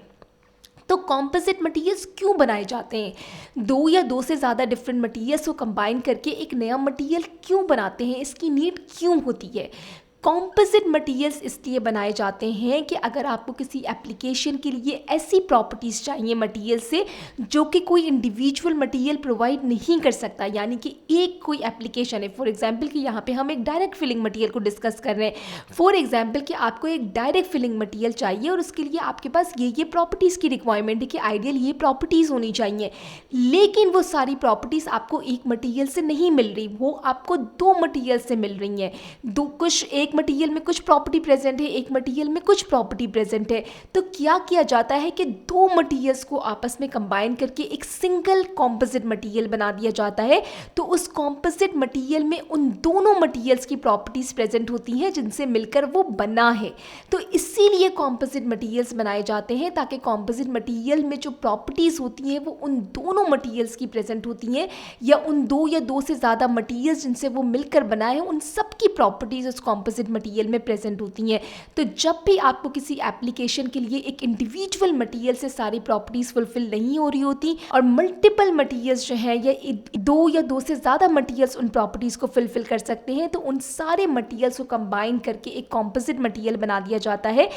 तो कॉम्पोजिट मटेरियल्स में उन मटेरियल्स की सारी प्रॉपर्टीज प्रेजेंट होती हैं जिन्हें कंबाइन या मिक्स करके वो कॉम्पोजिट मटेरियल बनाया गया है। तो इसीलिए कॉम्पोजिट मटेरियल्स को यूज़ किया जाता है बहुत ज़्यादा। तो यहाँ पे अभी हमने कॉम्पोजिट मटेरियल का बेसिक कॉन्सेप्ट डिस्कस कर लिया कि कॉम्पोजिट मटेरियल ऐसे मटेरियल्स होते हैं जिन्हें बनाया जाता है दो या दो से ज़्यादा डिफरेंट मटेरियल्स को मिक्स करके, ब्लेंड करके। और वो मटेरियल्स कैसे होते हैं जिनको मिक्स या ब्लेंड कर रहे होते हैं उनकी बिल्कुल डिफरेंट स्ट्रक्चर होता है, बिल्कुल डिफरेंट प्रॉपर्टीज होती हैं उन दो या दो से ज़्यादा डिफरेंट मटेरियल्स को जिन्हें आप मिक्स कर रहे होते हैं, और मिक्स करके जो रिजल्टेंट मटेरियल बनता है उसे कॉम्पोजिट मटेरियल कहा जाता है। इसलिए कॉम्पोजिट मटेरियल में डिस्टिंक्ट फेसेस प्रेजेंट होते हैं। डिस्टिंक्ट फेसेस किसके होते हैं? वो मटेरियल जिन्हें आपने कंबाइन करके या मिक्स करके वो कॉम्पोजिट मटेरियल बनाया है। तो ये जो डेंटिस्ट्री में रेजिन कॉम्पोजिट फिलिंग मटेरियल है, अब आप इसके साथ वर्ड देख सकते हैं कि रेजिन के साथ क्या वर्ड यूज हुआ हुआ है? Resin composite filling material. तो ये जो डेंटिस्ट्री में रेजिन कॉम्पोजिट फिलिंग मटेरियल होते हैं ये भी कॉम्पोजिट मटेरियल्स हैं, यानी कि ये जो रेजिन कॉम्पोजिट फिलिंग मटेरियल है इन्हें भी दो तरह के मटेरियल्स को कंबाइन करके बनाया गया है। और वो दो मटेरियल्स कौन से कंबाइन किए गए हैं रेजिन फिलिंग मटेरियल में? रेजिन और इनऑर्गेनिक फिलर। जैसा कि अभी हमने डिस्कस किया था कि डेंटिस्ट्री में शुरू में कौन सा resin based filling material use होता था? Acrylic resin filling material use होता था। उसमें सिर्फ कौन सा कंपोनेंट प्रेजेंट था? सिर्फ रेजिन का कंपोनेंट प्रेजेंट था, यानी कि उसमें मोनोमर प्रेजेंट होते थे लिक्विड में, और पाउडर में इनिशिएटर होता था और लिक्विड में ही एक्टिवेटर होता था। जब पाउडर लिक्विड को मिक्स करते थे तो मोनोमर सिंपली पॉलीमर में कन्वर्ट हो जाता था। तो सिर्फ एक कंपोनेंट रेजिन का कंपोनेंट जो था वो एक्रेलिक रेजिन फिलिंग मटेरियल में प्रेजेंट होता था। लेकिन उसकी प्रॉपर्टीज में हमने देखा कि रेजिन की वजह से उसकी कुछ प्रॉपर्टीज सिलिकेट सीमेंट से तो अच्छी थी, लेकिन तीन जो बहुत बड़े डिसएडवांटेज थे एक्रेलिक रेजिन फिलिंग मटेरियल्स के साथ वो क्या थे? कि इसका high coefficient of thermal expansion था, इसकी पॉलीमराइजेशन श्रिंकेज या सेटिंग कॉन्ट्रैक्शन जो थी वो बहुत ज़्यादा थी, और बहुत ही इंफीरियर मैकेनिकल प्रॉपर्टीज़ थी। तो रियलाइज़ किया गया कि रेजिन की जो एडवांटेजियस प्रॉपर्टीज़ हैं उनको मेंटेन रखा जाए, और उसके जो डिसएडवांटेज है रेजिन की, ये जो तीन मेन के इंफीरियर मैकेनिकल प्रॉपर्टीज़ है और इससे पॉलीमराइजेशन श्रिंकेज बहुत ज़्यादा है, और तीसरा ये कि इसमें जो है वो कोफिशिएंट ऑफ थर्मल एक्सपेंशन की वैल्यू बहुत ज़्यादा है। इससे कम करने के लिए अगर रेजिन को किसी इनऑर्गेनिक फिलर के साथ मिक्स कर दिया जाए तो इनऑर्गेनिक फिलर जो अपनी बेनिफिशियल प्रॉपर्टीज़ इम्पार्ट करेगा, तो उसकी वजह से जो इसकी जो लिमिटेशंस थी रेजिन की उनको उन्हें ओवरकम किया जा सकेगा। तो इसलिए रेजिन कॉम्पोजिट फिलिंग मटीरियल्स जो थे वो इंट्रोड्यूस करवाए गए थे। तो resin composite filling material introduce करवाने का मेन एम ही यही था, यानी कि ये जो रेजिन कॉम्पोजिट फिलिंग मटीरियल्स थे इन्हें दो तरह के मटीरियल्स को कंबाइन करके बनाया गया है। रेजिन के साथ मिक्स किया गया है किसे? इनऑर्गेनिक फिलर्स को। तो जब रेजिन को इनऑर्गेनिक फिलर्स के साथ जो था वो कंबाइन किया, मिक्स किया, तो जो रिजल्टेंट फिलिंग मटीरियल बना था उससे रेजिन कॉम्पोजिट फिलिंग मटीरियल कहा जाता है। तो यानी कि रेजिन कॉम्पोजिट फिलिंग मटीरियल किन दो मटीरियल से मिलकर बना है, किन दो कंपोनेंट से मिलकर बना है? रेजिन और इनऑर्गेनिक फिलर। तो ये जो इनऑर्गेनिक फिलर का, ये जो फिलर होते हैं ये इनऑर्गेनिक केमिकल सब्सटेंसेस होते हैं यूजली, इसलिए इन्हें इनऑर्गेनिक फिलर कहा जाता है। और जो रेजिन कंपोनेंट होता है रेजिन कॉम्पोजिट फिलिंग मटीरियल का, उससे ऑर्गेनिक कंपोनेंट भी कहा जाता है रेजिन कॉम्पोजिट फिलिंग का। यानी कि जो रेजिन कॉम्पोजिट फिलिंग है ये दो तरह के मटेरियल से मिलकर बना है, ऑर्गेनिक रेजिन कंपोनेंट से यानी कि ऑर्गेनिक रेजिन मटेरियल से, और इनऑर्गेनिक फिलर्स को, यानी कि जब ऑर्गेनिक रेजिन और इनऑर्गेनिक फिलर को आपस में मिक्स करते हैं तो जो रिजल्टेंट फिलिंग मटेरियल बनकर आता है उससे रेजिन कॉम्पोजिट फिलिंग मटेरियल कहा जाता है। और ये जो रेजिन कॉम्पोजिट फिलिंग मटेरियल होते हैं, क्योंकि ये कॉम्पोजिट फिलिंग मटेरियल है, यानी कि ये जो रेजिन कॉम्पोजिट फिलिंग मटेरियल है ये दो तरह के डिफरेंट मटेरियल से मिलकर बने हैं, रेजिन और फिलर से। तो यानी कि ये जो रेजिन कॉम्पोजिट फिलिंग मटेरियल है इनमें इन दोनों मटेरियल्स की एडवांटेजेस प्रॉपर्टीज जो है वो प्रेजेंट है।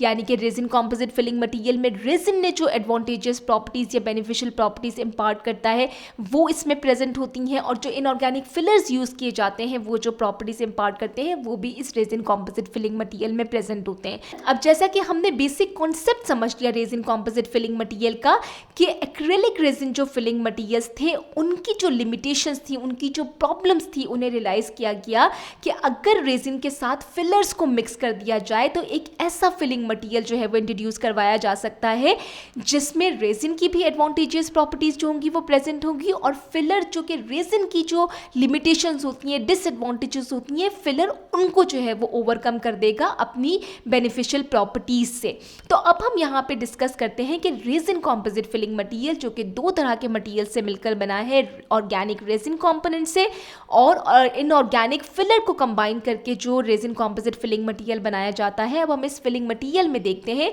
कि जो रेजिन फेस होता है यानी कि जो रेजिन कंपोनेंट होता है, रेजिन कंपोजिट फिलिंग मटेरियल का, वो कौन सी प्रॉपर्टीज, बेनिफिशियल प्रॉपर्टीज इंपार्ट करता है, और जो फिलर फेज होता है या फिलर कंपोनेंट होता है रेजिन कंपोजिट फिलिंग मटेरियल का, ये कौन सी बेनिफिशियल प्रॉपर्टीज जो है वो इंपार्ट करता है। तो सबसे पहले देखते हैं कि जो रेजिन फेस होता है यानी कि जो रेजिन कॉम्पोजिट फिलिंग मटेरियल है, इनमें दो तरह के मटेरियल्स से कंबाइन करके बनाया गया है। तो इनमें दो तरह के फेजेस प्रेजेंट होते हैं, यानी कि एक रेजिन फेस होता है और एक फिलर फेस होता है, क्योंकि यही दो मटेरियल्स को मिक्स करके ये रेजिन कॉम्पोजिट फिलिंग मटेरियल्स बनाए जाते हैं। तो एडवांटेजियस या बेनिफिशियल प्रॉपर्टीज जो कि रेजिन कंपोनेंट जो है वो इंपार्ट करता है रेजिन कॉम्पोजिट फिलिंग मटेरियल में, वो ये होती हैं कि रेजिन की वजह से रेजिन कॉम्पोजिट फिलिंग मटेरियल के अंदर ये एबिलिटी होती है कि आप इसे एम्बिएंट टेम्परेचर यानी कि रूम टेम्परेचर पे या माउंट टेम्परेचर पे इसे ईजिली मोल्ड कर सकते हैं, शेप कर सकते हैं, प्लेस कर सकते हैं, कैविटी में एनाटॉमिकल स्ट्रक्चर जो है वो रीबिल्ड कर सकते हैं। ये प्रॉपर्टी जो है वो रेजिन की वजह से आती है रेजिन कॉम्पोजिट फिलिंग मटेरियल में। दूसरी जो प्रॉपर्टी, बेनिफिशियल प्रॉपर्टी जो कि रेजिन कंपोनेंट जो है वो रेजिन कॉम्पोजिट फिलिंग मटेरियल को देता है, वो ये देता है कि रेजिन की वजह से ही जो रेजिन कॉम्पोजिट फिलिंग मटेरियल होते हैं इन्हें शॉर्ट टाइम में पॉलीमराइजेशन रिएक्शन के थ्रू सेट करवाया जा सकता है। यहाँ तक आपका एक कॉन्सेप्ट बहुत अच्छे से क्लियर होना चाहिए कि ये जो रेजिन कॉम्पोजिट फिलिंग मटेरियल है ये दो तरह के मटेरियल से मिलकर बने हैं, रेजिन और फिलर्स से। तो जो फिलर्स होते हैं यानी कि जो इनऑर्गेनिक फिलर्स होते हैं ये सेटिंग रिएक्शन में पार्टिसिपेट नहीं करते, और ये जो रेजिन कॉम्पोनेंट होता है रेजिन कॉम्पोजिट फिलिंग मटेरियल में यूजुअली कोई मोनोमर होता है। तो जब ये मोनोमर पॉलीमर में कन्वर्ट होता है तो मटेरियल जो है वो सेट होता है। तो इसीलिए यही रेजिन होते हैं जिनकी वजह से आप जो है वो मटेरियल को शॉर्ट टाइम में पॉलीमराइजेशन रिएक्शन के थ्रू सेट करवा सकते हैं। यानी कि जो रेजिन कंपोनेंट होता है यानी कि जो रेजिन मटेरियल होता है कॉम्पोजिट रेजिन फिलिंग में, ये कौन सी दो इंपॉर्टेंट प्रॉपर्टीज या बेनिफिशियल प्रॉपर्टीज इंपार्ट करता है। एक तो ये एबल बनाता है रेजिन कॉम्पोजिट फिलिंग मटेरियल को कि आप इसे रूम टेम्परेचर पे या माउंट टेम्परेचर पे मोल्ड कर सकते हैं, शेप कर सकते हैं, प्लेस कर सकते हैं,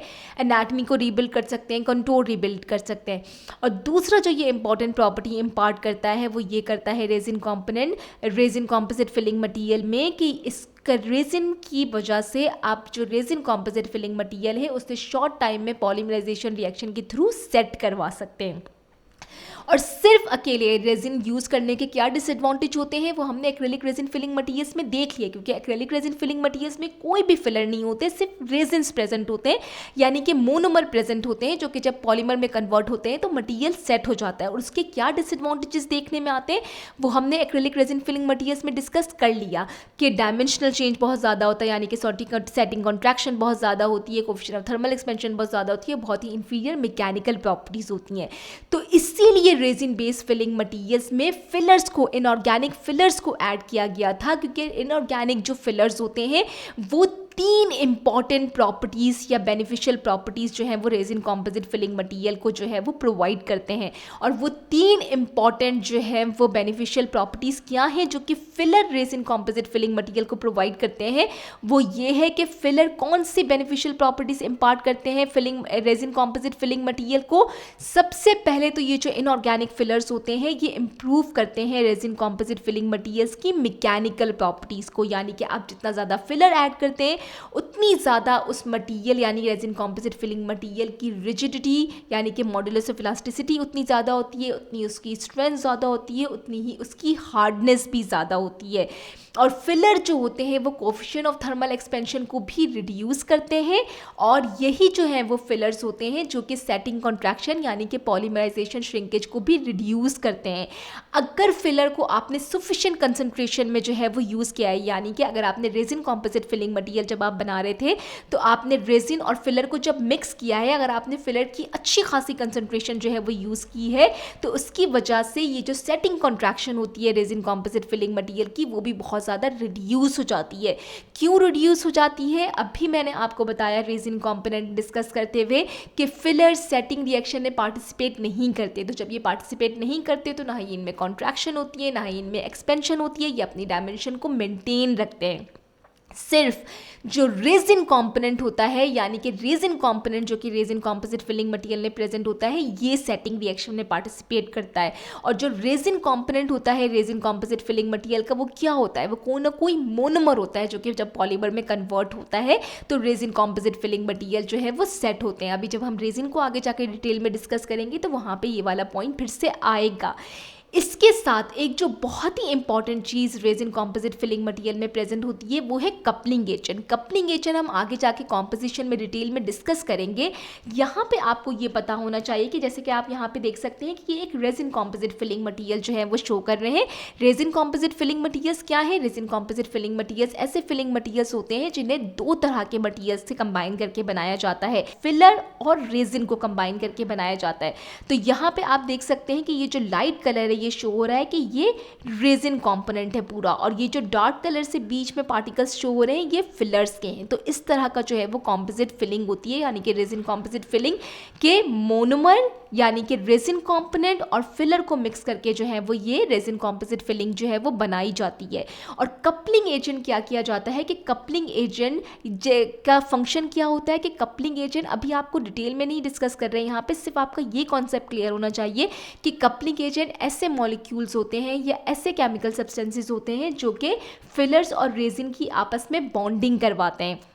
क्योंकि ये जो फिलर पार्टिकल्स होते हैं इनकी सरफेस को कपलिंग एजेंट से जो है वो ट्रीट किया जाता है। कपलिंग एजेंट से इसलिए ट्रीट किया जाता है ताकि फिलर्स और रेजिन के बीच में बॉन्डिंग हो, क्योंकि ये जो दो डिफरेंट मटेरियल्स हैं रेजिन और फिलर, इन्हें जब आप मिक्स करके एक कॉम्पोजिट रेजिन फिलिंग मटेरियल बना रहे हैं तो अगर इन दोनों मटेरियल्स के बीच में यानी कि रेजिन और फिलर के बीच में ही बॉन्डिंग नहीं होगी, अगर ये लोग बिल्कुल ही एक दूसरे से अटैच नहीं होंगे, कोई भी बॉन्डिंग नहीं होगी और ईजिली डिटैच हो जाते होंगे, तो ज़रा सी भी फोर्स आएगी तो ये आपस में मटेरियल में कोहेसिव फेलियर हो जाएगा, मटेरियल खुद ही ब्रेक कर जाएगा, फ्रैक्चर कर जाएगा उसमें, क्योंकि वो रेजिन और फिलर कंपोनेंट में कोई अटैचमेंट नहीं होगी, कोई बॉन्डिंग ही नहीं होगी, तो ज़रा सी भी फोर्स लगेगी तो वो आपस में डिसइंटीग्रेट हो जाएंगे, डिग्रेड हो जाएंगे, फ्रैक्चर हो जाएंगे। तो इसलिए कपलिंग एजेंट को यूज़ किया जाता है और कपलिंग एजेंट का काम ये होता है कि ये बॉन्डिंग करवाता है रेजिन और फिलर के बीच में। अब आपको ये कॉन्सेप्ट बहुत अच्छे से समझ में आना चाहिए कि रेजिन कॉम्पोजिट फिलिंग मटीरियल्स क्या हैं।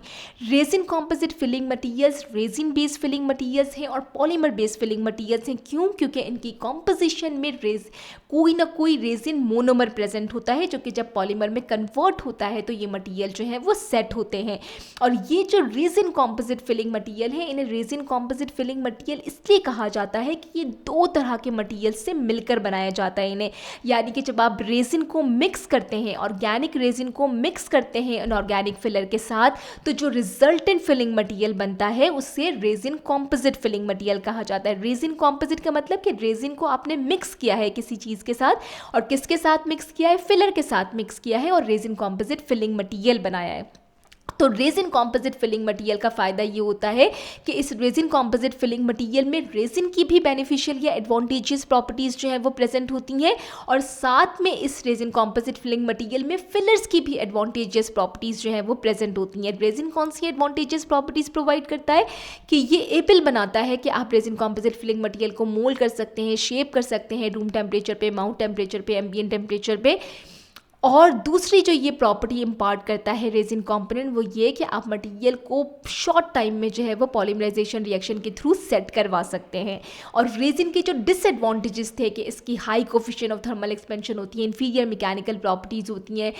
और इसकी पॉलीमराइजेशन श्रिंकेज जो है वो बहुत ज़्यादा होती है रेजिन की, ये किस तरह से ओवरकम हो जाती है रेजिन कॉम्पोजिट फिलिंग मटेरियल में? क्योंकि आप इनऑर्गेनिक फिलर यूज़ कर रहे होते हैं, और इनऑर्गेनिक फिलर्स तीन मेन एडवांटेजियस प्रॉपर्टीज़ या बेनिफिशियल प्रॉपर्टीज़ प्रोवाइड करते हैं रेजिन कॉम्पोजिट फिलिंग मटेरियल को। ये मैकेनिकल प्रॉपर्टीज़ को इम्प्रूव करते हैं, मैकेनिकल प्रॉपर्टीज़ में ये स्ट्रेंथ को इम्प्रूव करते हैं, मॉडुलस ऑफ इलास्टिसिटी को इम्प्रूव करते हैं, हार्डनेस को इम्प्रूव करते हैं। जब हार्डनेस इम्प्रूव होती है तो एब्रेजन रेजिस्टेंस भी इम्प्रूव हो जाती है, कोफिशिएंट ऑफ थर्मल एक्सपेंशन को रिड्यूस करते हैं और सेटिंग कॉन्ट्रैक्शन को भी रिड्यूस कर देते हैं। और रेजिन कॉम्पोजिट फिलिंग मटेरियल में एक और बहुत इंपॉर्टेंट कॉम्पोनेंट यूज़ होता है जिसे हम कॉम्पोजिशन में डिटेल में डिस्कस करेंगे, और वो है कपलिंग एजेंट। कपलिंग एजेंट का काम ये होता है कि ये रेजिन और फिलर की बॉन्डिंग कराता है, और जितने भी फिलर पार्टिकल्स होते हैं यानी कि फिलर्स होते हैं उनकी सरफेस को ट्रीट किया जाता है इस कपलिंग एजेंट से, और ये कपलिंग एजेंट फिर देन फिलर और रेजिन के बीच में जो है वो बॉन्डिंग करवाता है। आई होप कि यहाँ पे आपको रेजिन कॉम्पोजिट फिलिंग मटेरियल का बेसिक कॉन्सेप्ट क्लियर हो गया होगा कि रेजिन कॉम्पोजिट फिलिंग मटेरियल किस तरह के फिलिंग मटेरियल्स होते हैं।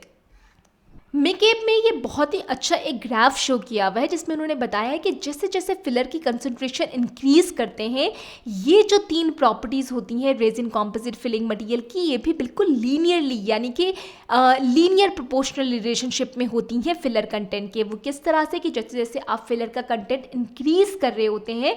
वैसे वैसे रेजिन कॉम्पोजिट फिलिंग मटेरियल की जो सरफेस हार्डनेस है वो इंक्रीज होती जाती है। और इसी तरह से जैसे जैसे फिलर कंटेंट इंक्रीज होता है, यहाँ पे आप देख सकते हैं कि फिलर कंटेंट इंक्रीज हो रहा है, तो जैसे जैसे फिलर कंटेंट इंक्रीज हो रहा है सरफेस हार्डनेस जो है वो इंक्रीज हो रही है, लेकिन सेटिंग कॉन्ट्रैक्शन जो है वो कम हो रही होती है और कोफिशिएंट ऑफ थर्मल एक्सपेंशन भी जो है वो कम हो रहा होता है। और बाकी भी जो मैकेनिकल प्रॉपर्टीज होती हैं, स्पेसिफिकली स्ट्रेंथ है, मॉड्यूलस ऑफ इलास्टिसिटी है, उसका भी यही लीनियर प्रोपोर्शनल रिलेशनशिप होता है फिलर कंटेंट के साथ। यानी कि जैसे जैसे फिलर कंटेंट इंक्रीज किया जाता है रेजिन कॉम्पोजिट फिलिंग मटेरियल में, मैकेनिकल प्रॉपर्टीज इंप्रूव होती हैं और सेटिंग कॉन्ट्रैक्शन और कोफिशिएंट ऑफ थर्मल एक्सपेंशन जो है वो रिड्यूस होता जाता है। ये वही पॉइंट है एग्जैक्टली जो कि अभी हमने समझा था कि रेजिन कॉम्पोजिट के बेसिक कॉन्सेप्ट को समझते हुए। बस यहाँ पे फ़र्क ये है कि इन्होंने यही पॉइंट ग्राफ के थ्रू जो है वो एक्सप्लेन किया है सिंपली यहाँ पे। तो रेजिन कॉम्पोजिट फिलिंग मटेरियल्स की जो प्रॉपर्टीज़ होती हैं वो बहुत ज़्यादा डिपेंड करती हैं फिलर पे, और फिलर के भी डिफरेंट पैरामीटर्स होते हैं जिन पे वो डिपेंड कर रही होती है कि कौन से टाइप का फिलर यूज़ किया गया है, फिलर की शेप क्या है, फिलर का साइज़ क्या है,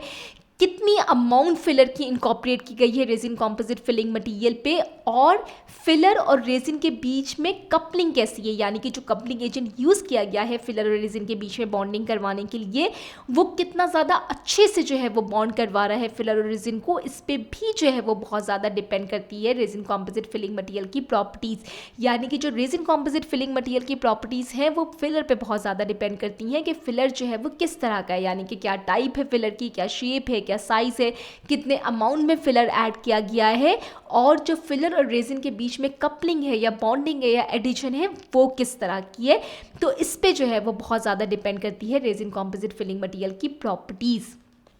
अब और फिलर के एडवांटेजेस अभी अभी हमने जो है वो डिस्कस कर लिए हैं कि फिलर जो है वो कौन सी एडवांटेजेस या बेनिफिशियल प्रॉपर्टीज़ जो है वो रेजिन कॉम्पोजिट फिलिंग मटेरियल को इम्पार्ट करते हैं। वो ये करते हैं कि फिलर स्ट्रेंथ को इंक्रीज़ करते हैं, मॉड्यूलस ऑफ इलास्टिसिटी को इंक्रीज़ करते हैं, एब्रेशन रेजिस्टेंस को इंक्रीज़ करते हैं, सरफेस हार्डनेस को इंक्रीज़ करते हैं। और अगर आप कोई ऐसा फिलर ऐड कर रहे हैं जो कि ट्रांसल्यूसेंट होता है, यानी कि कोई ग्लास जो है वो आप ऐड कर रहे हैं, यानी कि कोई भी ऐसा फिलर ऐड कर रहे हैं जो कि ट्रांसल्यूसेंट होता है, फॉर एग्जाम्पल के ग्लास को अगर आप यूज़ कर रहे हैं एज अ फिलर के तौर पे रेजिन कॉम्पोजिट फिलिंग मटेरियल में, तो क्या होता है कि जो रेजिन कॉम्पोजिट फिलिंग मटेरियल की जो ऑप्टिकल प्रॉपर्टी होती है या एस्थेटिक वाली प्रॉपर्टीज़ होती हैं वो बहुत ज़्यादा एनहेंस हो जाती हैं, और रेजिन कॉम्पोजिट फिलिंग मटेरियल की जो अपीयरेंस है वो बहुत ज़्यादा नेचुरल तो स्ट्रक्चर से मिमिक करती है और रिजेंबल करती है। बहुत लाइफ लाइक अपीयरेंस जो है वो रेजिन कॉम्पोजिट फिलिंग मटेरियल की प्रोड्यूस होती है अगर आप कोई ऐसा फिलर यूज़ कर रहे हैं जो कि ट्रांसल्यूसेंट हो। और इसके एग्जाम्पल में आ जाते हैं ग्लासेस, यानी कि ग्लासेस को अगर आप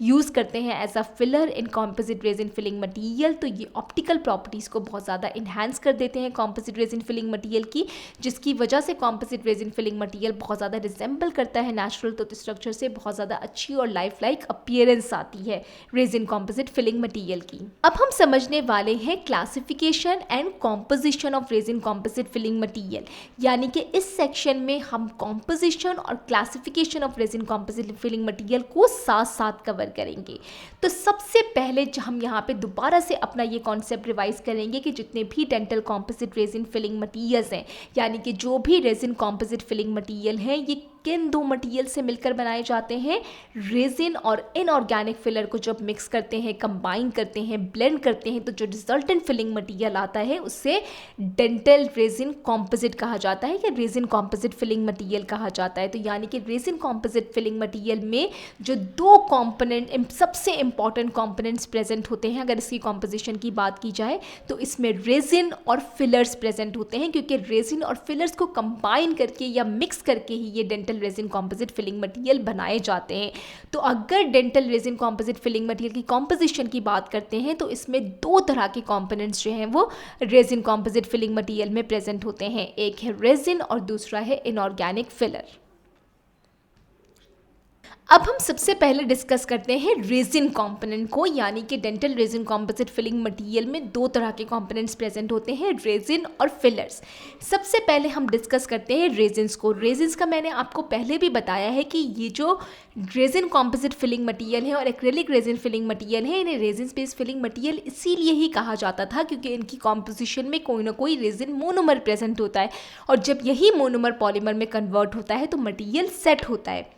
तो इनिशियली जब resin composite filling material introduce करवाए गए थे तो इनमें जो रेजिन मोनोमर या मोनोमर यूज़ किया जाता था इनिशियली, वो यूज़ किया जाता था मिथाइल मिथैक्रिलेट मोनोमर। ये मिथाइल मिथैक्रिलेट मोनोमर जब पॉलीमिथाइल मिथैक्रिलेट में कन्वर्ट होता था तो मटेरियल सेट हो जाता था। लेकिन अब मिथाइल मिथैक्रिलेट मोनोमर्स को यूज़ नहीं किया जाता, अब यूज़ किए जाते हैं मॉडिफाइड मिथैक्रिलेट या फिर एक्रिलेट यूज़ किए जाते हैं। और वो क्यों यूज़ किए जाते हैं? क्योंकि मिथाइल मिथैक्रिलेट मोनोमर के कंपैरिजन में ये जो मॉडिफाइड मिथैक्रिलेट और एक्रिलेट मोनोमर्स होते हैं इनकी सेटिंग कॉन्ट्रैक्शन भी कम होती है, और दूसरा इनकी एक बहुत इंपॉर्टेंट प्रॉपर्टी होती है कि जब ये मॉडिफाइड मिथैक्रिलेट और एक्रिलेट जब पॉलीमर में कन्वर्ट होते हैं तो बहुत ही 3 dimensional cross linked highly cross linked जो है वो पॉलीमर नेटवर्क बनता है, जिसकी वजह से इनकी जो प्रॉपर्टीज़ होती हैं मॉडिफाइड मिथैक्रिलेट और एक्रिलेट के पॉलीमर्स की वो ज़्यादा अच्छी होती हैं एज़ कम्पेयर टू पॉलीमिथाइल मिथैक्रिलेट्स। तो इसलिए अब जो डेंटिस्ट्री में कॉम्पोजिट यूज़ किए जाते हैं उनमें मिथाइल मिथैक्रिलेट मोनोमर यूज़ नहीं किया जाता, बल्कि मॉडिफाइड मिथैक्रिलेट या एक्रिलेट को यूज़ किया जाता है। अब आ जाते हैं कि अब डेंटल कॉम्पोजिट यानी कि रेजिन कॉम्पोजिट फिलिंग मटेरियल्स में दो जो हैं वो मोनोमर सबसे ज़्यादा यूज़ किए जाते हैं, और वो दो मोनोमर कौन है जिन्हें, और वो दो मोनोमर्स कौन से हैं जिन्हें अब डेंटिस्ट्री में या dental resin composite filling material में सबसे ज़्यादा यूज़ किया जाता है? एक है बिस-जीएमए। बिस-जीएमए की फुल फॉर्म है बिस्फिनॉल ए एंड ग्लाइसिडाइल मिथैक्रिलेट, और दूसरा है यूरिथेन डाइमिथैक्रिलेट। यानी कि अब जो डेंटल कॉम्पोजिट फिलिंग मटेरियल्स हैं उनमें दो जो सबसे ज़्यादा मोनोमर अब यूज़ किए जाते हैं वो है बिस-जीएमए और यूरिथेन डाइमिथैक्रिलेट। और इन दो मोनोमर के साथ एक कोमोनोमर भी जो है वो यूज़ किया जाता है। ये कोमोनोमर कहलाता है ट्राई इथाइलिन ग्लाइकोल डाइमिथैक्रिलेट, जिसे शॉर्ट फॉर्म में टैग्मा भी कहते हैं। ये जो कोमोनोमर होता है टैग्मा, ये एक बहुत ही डाइल्यूट मोनोमर होता है, यानी कि इसकी बहुत ही लो विस्कोसिटी जो है ये मोनोमर होता है, और इसे यूज़ किया जाता है मटीरियल की विस्कोसिटी को कंट्रोल करने के लिए। किस तरह से कंट्रोल करते हैं मटेरियल की विस्कोसिटी को, वो जब हम इंडिविजुअल मोनोमर्स को स्टडी करेंगे तो वहाँ पे मैं आपको एक्सप्लेन करूँगी कि इन कोमोनोमर को कैसे यूज़ किया जाता है। अभी आपको ये पता होना चाहिए कि dental resin composite filling material जो है वो दो तरह के कंपोनेंट से मिलकर बने हैं, रेजिन और फिलर। रेजिन यूजली कोई ना कोई मोनोमर होता है, और पहले जो था वो कॉम्पोजिट में मिथाइल मिथैक्रिलेट मोनोमर यूज़ किए जाते थे, लेकिन अब मॉडिफाइड मिथैक्रिलेट या एक्रिलेट मोनोमर्स जो हैं वो यूज़ किए जाते हैं। और अब जो सबसे ज़्यादा मोनोमर यूज़ हो रहे हैं मॉडिफाइड मिथैक्रिलेट और acrylate monomer dental resin composite filling material में वो है बिस-जीएमए और यूरिथेन डाइमिथैक्रिलेट। और इन मोनोमर के साथ एक कोमोनोमर भी यूज़ किया जाता है जिसे कहा जाता है टैग्मा, और ये टैग्मा विस्कोसिटी को कंट्रोल करता है रेजिन कॉम्पोजिट फिलिंग मटेरियल की। और वो किस तरह से करता है वो अभी हम आगे के सेक्शन में डिस्कस करने वाले हैं।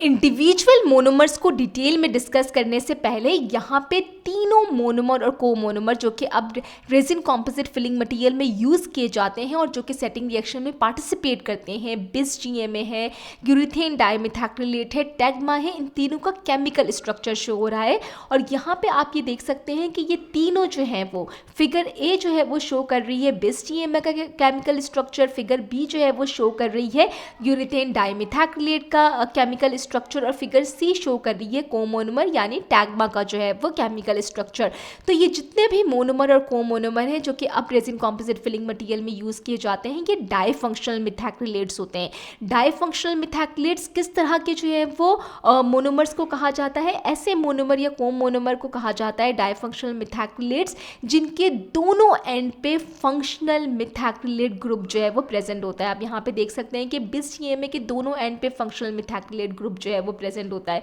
यहाँ पे भी जो है वो दोनों आप देख सकते हैं कि यूरिथेन डाइमिथाइलेट के भी दोनों एंड पे फंक्शनल मिथाइलेट ग्रुप जो है वो प्रेजेंट है, और इसी तरह से टैग्मा के भी दोनों एंड पे जो है वो फंक्शनल मिथाइलेट ग्रुप जो है वो प्रेजेंट है। तो यही जो फंक्शनल मिथाइलेट ग्रुप में जो डबल डबल कार्बन बॉन्ड्स होते हैं, ये सारे कार्बन बॉन्ड्स जो है वो पॉलीमराइजेशन रिएक्शन में पार्टिसिपेट करते हैं, पॉलीमर्स बनाते हैं ये, तो इसलिए बहुत ही highly cross link polymer structure जो है वो बनता है। इसलिए ये जो मॉडिफाइड मिथाइलेट्स या एक्रिलेट्स होते हैं, इनकी जो प्रॉपर्टीज़ होती हैं वो पॉलीमिथाइल मिथाइलेट से ज़्यादा अच्छी होती हैं। इसीलिए अब रेजिन कॉम्पोजिट फिलिंग मटीरियल्स में ये BIS-GMA, यूरिथेन डाइमिथाइलेट और टैग्मा को यूज़ किया जाता है। अब हम सबसे पहले डिस्कस करते हैं जो मोनोमर जिसे रेजिन कॉम्पोजिट फिलिंग मटेरियल में सबसे ज़्यादा यूज़ किया जाता है, वो है BIS-GMA। BIS-GMA भी डाइफंक्शनल मिथाइलेट है, जो कि अभी हमने जो था वो इमेज में देखा कि डाइफंक्शनल मिथाइलेट किस वजह से कहा जाता है। तो ये जो BIS-GMA होते हैं ये भी डाइफंक्शनल मिथाइलेट होते हैं, और ये फॉर्म होते हैं जब रिएक्शन होता है बिस्फेनॉल ए का ग्लाइसिडाइल मिथाइलेट से। यानी कि जब भी बिस्फेनॉल ए का रिएक्शन होता है ग्लाइसिडाइल मिथाइलेट के साथ, तो BIS-GMA जो है वो फॉर्म होता है, और ये BIS-GMA जो है वो डाइफंक्शनल मिथाइलेट है, और ये वो मोनोमर है जिसे अब जो है वो रेजिन कॉम्पोजिट फिलिंग मटेरियल में बहुत ज़्यादा यूज़ किया जाता है। BIS-GMA के पास जो है वो 2 फिनाइल ग्रुप्स होते हैं, और फिनाइल ग्रुप की प्रेजेंस की वजह से इसमें काफ़ी रिजिडिटी जो है वो प्रेजेंट होती है इस BIS-GMA मोनोमर में, और इस BIS-GMA मोनोमर में हाइड्रोक्सिल ग्रुप भी प्रेजेंट होता है। इस हाइड्रोक्सिल ग्रुप की वजह से इस मोनोमर में बहुत ज़्यादा इंटरमॉलिक्यूलर हाइड्रोजन बॉन्डिंग होती है। तो इन दोनों फीचर्स की वजह से, यानी कि ये जो BIS-GMA है, इसमें ये जो 2 फिनाइल ग्रुप्स हैं जिसकी वजह से BIS-GMA में बहुत ज़्यादा रिजिडिटी आती है, और हाइड्रोक्सिल ग्रुप की वजह से इसमें बहुत ही स्ट्रॉन्ग इंटरमॉलिक्यूलर हाइड्रोजन बॉन्डिंग होती है। इस BIS-GMA की जो कंसिस्टेंसी होती है वो बहुत ही ट्रिकल जो है वो लाइक होती है, लाइक कि बहुत ही सॉलिडिफाई या बहुत ही थिक जो कैरामल होता है उस तरह की इसकी जो है वो कंसिस्टेंसी होती है। बहुत ज़्यादा थिक होता है, बहुत ज़्यादा विस्कस होता है ये BIS-GMA इन्हीं 2 फिनाइल ग्रुप और हाइड्रोक्सिल ग्रुप की प्रेजेंस की वजह से। तो इसीलिए BIS-GMA के साथ जो है वो यूज़ किया जाता है टैग्मा को, जो कि डाइल्यून मोनोमर है, इसलिए इसे कोमोनोमर कहा जाता है। यानी कि BIS-GMA क्योंकि इतनी ज़्यादा थिक ट्रिकल लाइक इसकी कंसिस्टेंसी होती है कि हमने कहा था कि कॉम्पोजिट रेजिन फिलिंग मटेरियल किस तरह से बनता है कि जब आप मोनोमर यानी कि रेजिन कॉम्पोजिट को मिक्स करते हैं फिलर के साथ, तो ये जो BIS-GMA है जो कि मोनोमर है, जो कि रेजिन कॉम्पोनेंट पार्ट बना रहा है रेजिन कॉम्पोजिट फिलिंग मटेरियल का, जब इसे फिलर के साथ मिक्स करना बहुत ही ज़्यादा डिफिकल्ट हो जाता है इसकी कंसिस्टेंसी की वजह से, कि इतनी थिक ट्रिकल लाइक कंसिस्टेंसी होती है BIS-GMA की कि इसे फिलर के साथ मिक्स करके रेजिन कॉम्पोजिट फिलिंग मटेरियल बनाना बहुत ही ज़्यादा डिफिकल्ट हो जाता है। तो BIS-GMA को फिलर में इनकॉर्पोरेट करने से पहले या फिलर के साथ मिक्स करने से पहले क्या किया जाता है कि 3 पार्ट्स BIS-GMA को मिक्स किया जाता है 1 पार्ट टैग्मा से। टैग्मा एक बहुत ही डाइल्यून कोमोनोमर होता है, इसकी विस्कोसिटी बहुत ज़्यादा थिन होती है। तो ये क्या करते हैं कि जब 3 पार्ट्स BIS-GMA को 1 पार्ट टैग्मा से मिक्स करते हैं तो BIS-GMA की कंसिस्टेंसी थोड़ी सी रिड्यूस हो जाती है, और इतनी एक्सेप्टेबल कंसिस्टेंसी में आ जाता है ये कि फिर आप इसे फिलर के साथ मिक्स करके, यानी कि BIS-GMA मोनोमर जो कि रेजिन कॉम्पोनेंट है, इसे जब आप मिक्स करते हैं फिलर के साथ तो रेजिन कॉम्पोजिट फिलिंग मटेरियल जो है वो बनाया जा सकता है। तो ये होते हैं BIS-GMA मोनोमर जिन्हें रेजिन कॉम्पोजिट फिलिंग मटेरियल में यूज़ किया जाता है। और अब आपने देखा कि टैग्मा को किस तरह से विस्कोसिटी कंट्रोल करने के लिए यूज़ कर रहे हैं कि BIS-GMA मोनोमर में हमारा, लेकिन उसकी विस्कोसिटी इतनी ज़्यादा थिक होती है कि आप उसे फिलर के साथ मिक्स करके रेजिन कॉम्पोजिट फिलिंग मटेरियल बना ही नहीं सकते। तो इसलिए BIS-GMA को पहले मिक्स करते हैं टैग्मा के साथ ताकि उसकी विस्कोसिटी थोड़ी सी रिड्यूस हो जाए, एक्सेप्टेबल वर्किंग विस्कोसिटी में आ जाए। देन उससे फिलर के साथ जब मिक्स करते हैं तो आपके पास रेजिन कॉम्पोजिट फिलिंग मटेरियल बन जाता है। आई होप कि यहाँ पे आपको BIS-GMA क्लियर हो गया होगा। अब इसके बाद आ जाते हैं दूसरा रेजिन मोनोमर जिसे सबसे ज़्यादा रेजिन कॉम्पोजिट फिलिंग मटेरियल में यूज़ किया जाता है, वो है यूरिथेन डाइमिथाइलेट। यूरिथेन डाइमिथाइलेट भी डाइफंक्शनल मिथाइलेट्स होते हैं। ये 2 तरीके के यूरिथेन डाइमिथाइलेट होते हैं। कि कुछ एलिफेटिक इन नेचर भी होते हैं और कुछ एरोमेटिक इन नेचर भी होते हैं। तो जो एलिफेटिक इन नेचर होते हैं यानी कि यूरिथेन डाइमिथाइलेट जो कि एलिफेटिक होते हैं इन नेचर, इनकी विस्कोसिटी जो होती है वो लो होती है, इसलिए उन्हें किसी भी टैग्मा के साथ मिक्स करने की ज़रूरत नहीं होती। उन्हें आप डायरेक्टली, जो एलिफेटिक यूरिथेन डाइमिथाइलेट होते हैं, उन्हें आप डायरेक्ट फिलर के साथ जो है वो मिक्स करके रेजिन कॉम्पोजिट फिलिंग मटीरियल बनाते हैं। लेकिन जो यूरिथेन डाइमिथाइलेट जिनमें एरोमेटिक ग्रुप जो है वो प्रेजेंट होते हैं, इनका स्ट्रक्चर एरोमेटिक ग्रुप की वजह से बहुत ज़्यादा कॉम्प्लेक्स होता है, ये ज़्यादा विस्कस होते हैं, तो इसीलिए वो यूरिथेन डाइमिथाइलेट जिनकी एरोमेटिक नेचर होती है या एरोमेटिक यूरिथेन डाइमिथाइलेट होते हैं, इन्हें टैग्मा के साथ पहले मिक्स किया जाता है उसकी विस्कोसिटी को रिड्यूस करने के लिए, एंड देन उसे फिलर के साथ मिक्स करके रेजिन कॉम्पोजिट फिलिंग मटीरियल्स जो हैं वो बनाए जाते हैं। लेकिन वो यूरिथेन डाइमिथाइलेट जिनकी एलिफेटिक नेचर होती है, उन्हें कोई भी डाइल्यूट मोनोमर की नीड नहीं होती क्योंकि उनकी विस्कोसिटी जो है वो लो होती है। और जैसा कि अभी हमने डिस्कस किया कि ये जो टैग्मा है ट्राई इथाइलिन ग्लाइकोल डाइमिथाइलेट, ये एक फ्लूइड डाइल्यूट मोनोमर है जिसे आप यूज़ करते हैं विस्कोसिटी को कंट्रोल करने के लिए। मोनोमर्स की विस्कोसिटी को कंट्रोल करने के लिए टैग्मा को ऐड किया जाता है। टैग्मा को यूजली आप ऐड करते हैं बिस-जीएमए के साथ, क्योंकि बिस-जीएमए की बहुत थिक ट्रिकल लाइक कंसिस्टेंसी होती है जिसकी वजह से इसे डायरेक्टली फिलर के साथ मिक्स करना बहुत ही डिफिकल्ट होता है। तो इसलिए 3 पार्ट बिस-जीएमए को 1 पार्ट टैग्मा के साथ मिक्स करते हैं एंड देन फिर उससे फिलर के साथ जो है वो मिक्स करके रेजिन कॉम्पोजिट फिलिंग मटीरियल बनाते हैं। इसी तरह से टैग्मा जो कि एक फ्लूइड डाइल्यूट मोनोमर है, इससे या को-मोनोमर है, इसे मिक्स किया जाता है यूरिथेन डाइमिथाइलेट के साथ जिनकी एरोमेटिक नेचर होती है, क्योंकि वो बहुत ज़्यादा विस्कस होते हैं अपने कॉम्प्लेक्स स्ट्रक्चर की वजह से। तो वो जो यूरिथेन डाइमिथाइलेट होते हैं जिनका एरोमेटिक नेचर होती है, उनको भी टैग्मा के साथ मिक्स करके जो है वो यूज़ किया जाता है। अब एक यहाँ पे बहुत ही important point resin composite filling material में मिकेब की बुक में इन्होंने मेंशन किया हुआ है रेजिन के सेक्शन के साथ ही मैं यहाँ पे आपको एक्सप्लेन कर देती हूँ, क्योंकि आगे जाके ये पॉइंट्स जो है वो इनडायरेक्ट कॉम्पोजिट रेस्टोरेशन में बहुत बार आता है, तो मैं यहाँ पे ही क्लियर कर देती हूँ। आई होप कि ये आपको क्लियर होगा, समझ में आएगा अच्छे से, नहीं तो हम आगे जाके इनडायरेक्ट कॉम्पोजिट रेस्टोरेशन जब करेंगे तो वहाँ पर हम इस पॉइंट को और बहुत अच्छे से क्लियर कर लेंगे। जैसा कि हमने डिस्कस किया कि रेजिन कॉम्पोजिट फिलिंग मटीरियल्स जो हैं वो 2 तरह के कंपोनेंट मटेरियल से मिलकर बनते हैं। रेजिन और फिलर को जब मिक्स करते हैं तो रेजिन कॉम्पोजिट फिलिंग मटेरियल बन जाता है। और जो रेजिन होता है वो यूजुअली जो कंपोनेंट रेजिन जो कंपोनेंट होता है रेजिन कंपोनेंट फिलिंग मटेरियल का, ये कोई ना कोई मोनोमर होता है, चाहे जो कि जब पॉलीमर में कन्वर्ट होता है तो मटेरियल सेट होता है। तो जब पॉलीमराइजेशन रिएक्शन हो रहा होता है, यानी कि जब कॉम्पोजिट रेजिन सेट हो रहा होता है, यानी कि जब मोनोमर पॉलीमर में कन्वर्ट हो रहा होता है, तो क्या होता है कि जैसे जैसे मोनोमर पॉलीमर में कन्वर्ट होता है मटेरियल, यानी कि रेजिन कॉम्पोजिट फिलिंग मटेरियल की जो विस्कोसिटी होती है वो आहिस्ता आहिस्ता इंक्रीज होना शुरू हो जाती है। लेकिन जैसे जैसे विस्कोसिटी इंक्रीज होती है तो जो अनरिएक्टेड मोनोमर्स होते हैं उनका रिएक्टिव साइड पे पहुंचना बहुत ही डिफ़िकल्ट हो रहा होता है। क्यों डिफ़िकल्ट हो रहा होता है? क्योंकि मटेरियल की विस्कोसिटी इंक्रीज हो रही होती है। एक और प्रॉब्लम आ रही होती है, वो ये आ रही होती है कि जब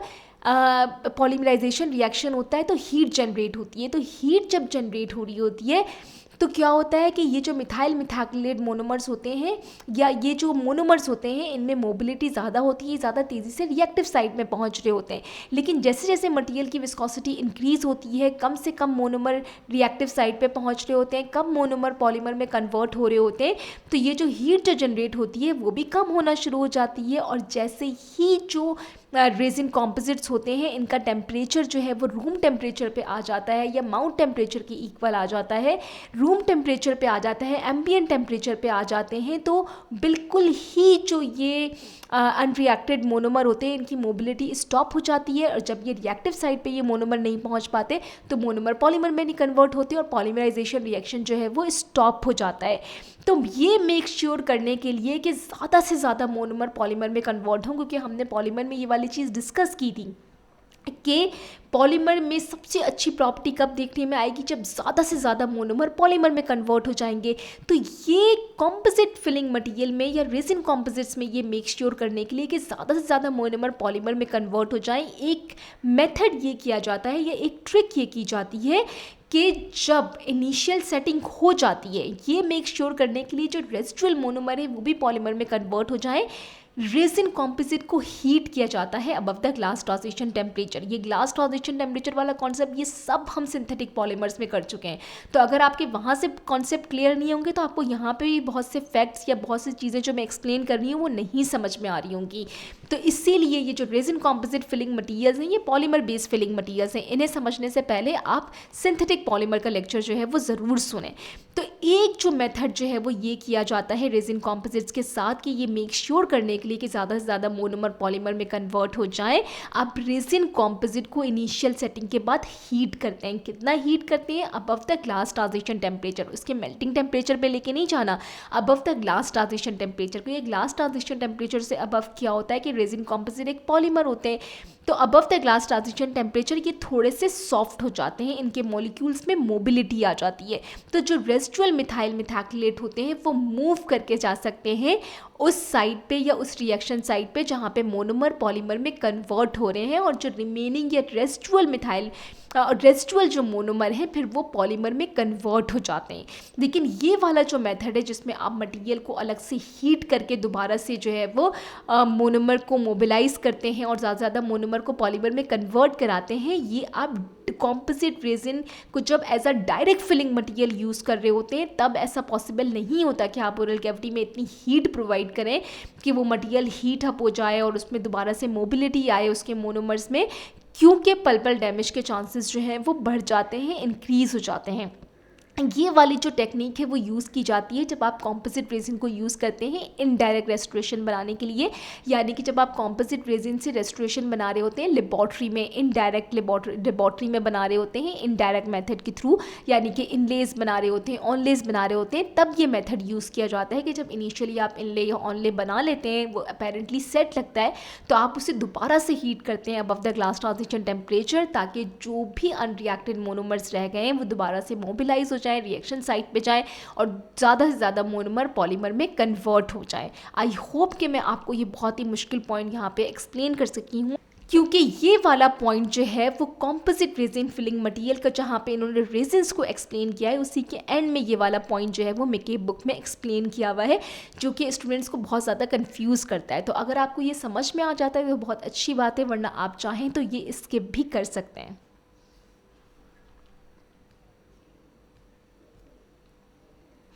अब हम डिस्कस करते हैं रेजिन कॉम्पोजिट फिलिंग मटेरियल की मेथड ऑफ एक्टिवेशन को। मेथड ऑफ एक्टिवेशन को हम रेजिन कंपोनेंट के साथ क्यों पढ़ रहे हैं? क्योंकि अभी हमने पढ़ा कि जो रेजिन कॉम्पोजिट फिलिंग मटेरियल्स हैं ये दो तरह के मटेरियल से मिलकर बने हैं, रेजिन और फिलर्स। रेजिन जो होता है वो कोई ना कोई मोनोमर होता है जो कि पॉलीमर में कन्वर्ट होता है, तो तब जाके जो है वो resin composite filling material set होता है। फिलर्स सेटिंग रिएक्शन में पार्टिसिपेट नहीं करते, इनका सेटिंग रिएक्शन से कोई भी लिंक नहीं होता। तो इसीलिए अब हम डिस्कस करने वाले हैं मेथड ऑफ एक्टिवेशन, यानी कि किस तरह से पॉलीमराइजेशन रिएक्शन को इनिशिएट किया जाता है रेजिन कॉम्पोजिट फिलिंग मटेरियल में, ताकि रेजिन कॉम्पोजिट फिलिंग मटेरियल जो है वो सेट हो सके। अब मेथड ऑफ एक्टिवेशन को समझने से पहले यहाँ पे एक बहुत ही क्रिटिकल कॉन्सेप्ट आपने दोबारा से समझना है कि रेजिन कॉम्पोजिट फिलिंग मटेरियल्स दो तरह के मटेरियल से मिलकर बने हैं, रेजिन और फिलर।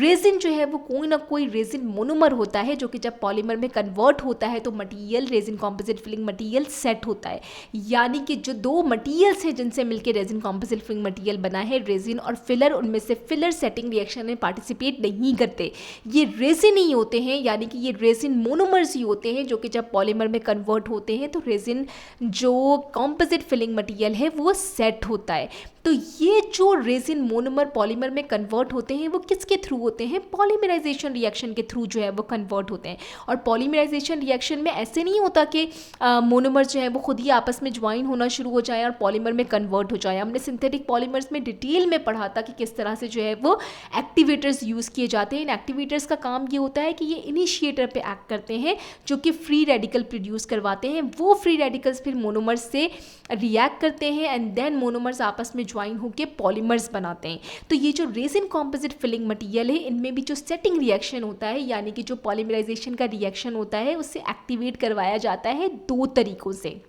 यानी कि दो तरीक़ों से पॉलीमराइजेशन रिएक्शन यानी कि सेटिंग रिएक्शन करवाया जा सकता है रेजिन कॉम्पोजिट फिलिंग मटेरियल का। एक तो केमिकली भी एक्टिवेट किया जा सकता है इस पॉलीमराइजेशन या सेटिंग रिएक्शन को रेजिन कॉम्पोजिट फिलिंग मटेरियल के, या फिर लाइट के थ्रू भी जो है वो एक्टिवेट करवाया जा सकता है ये पॉलीमराइजेशन रिएक्शन या setting reaction resin composite filling material में।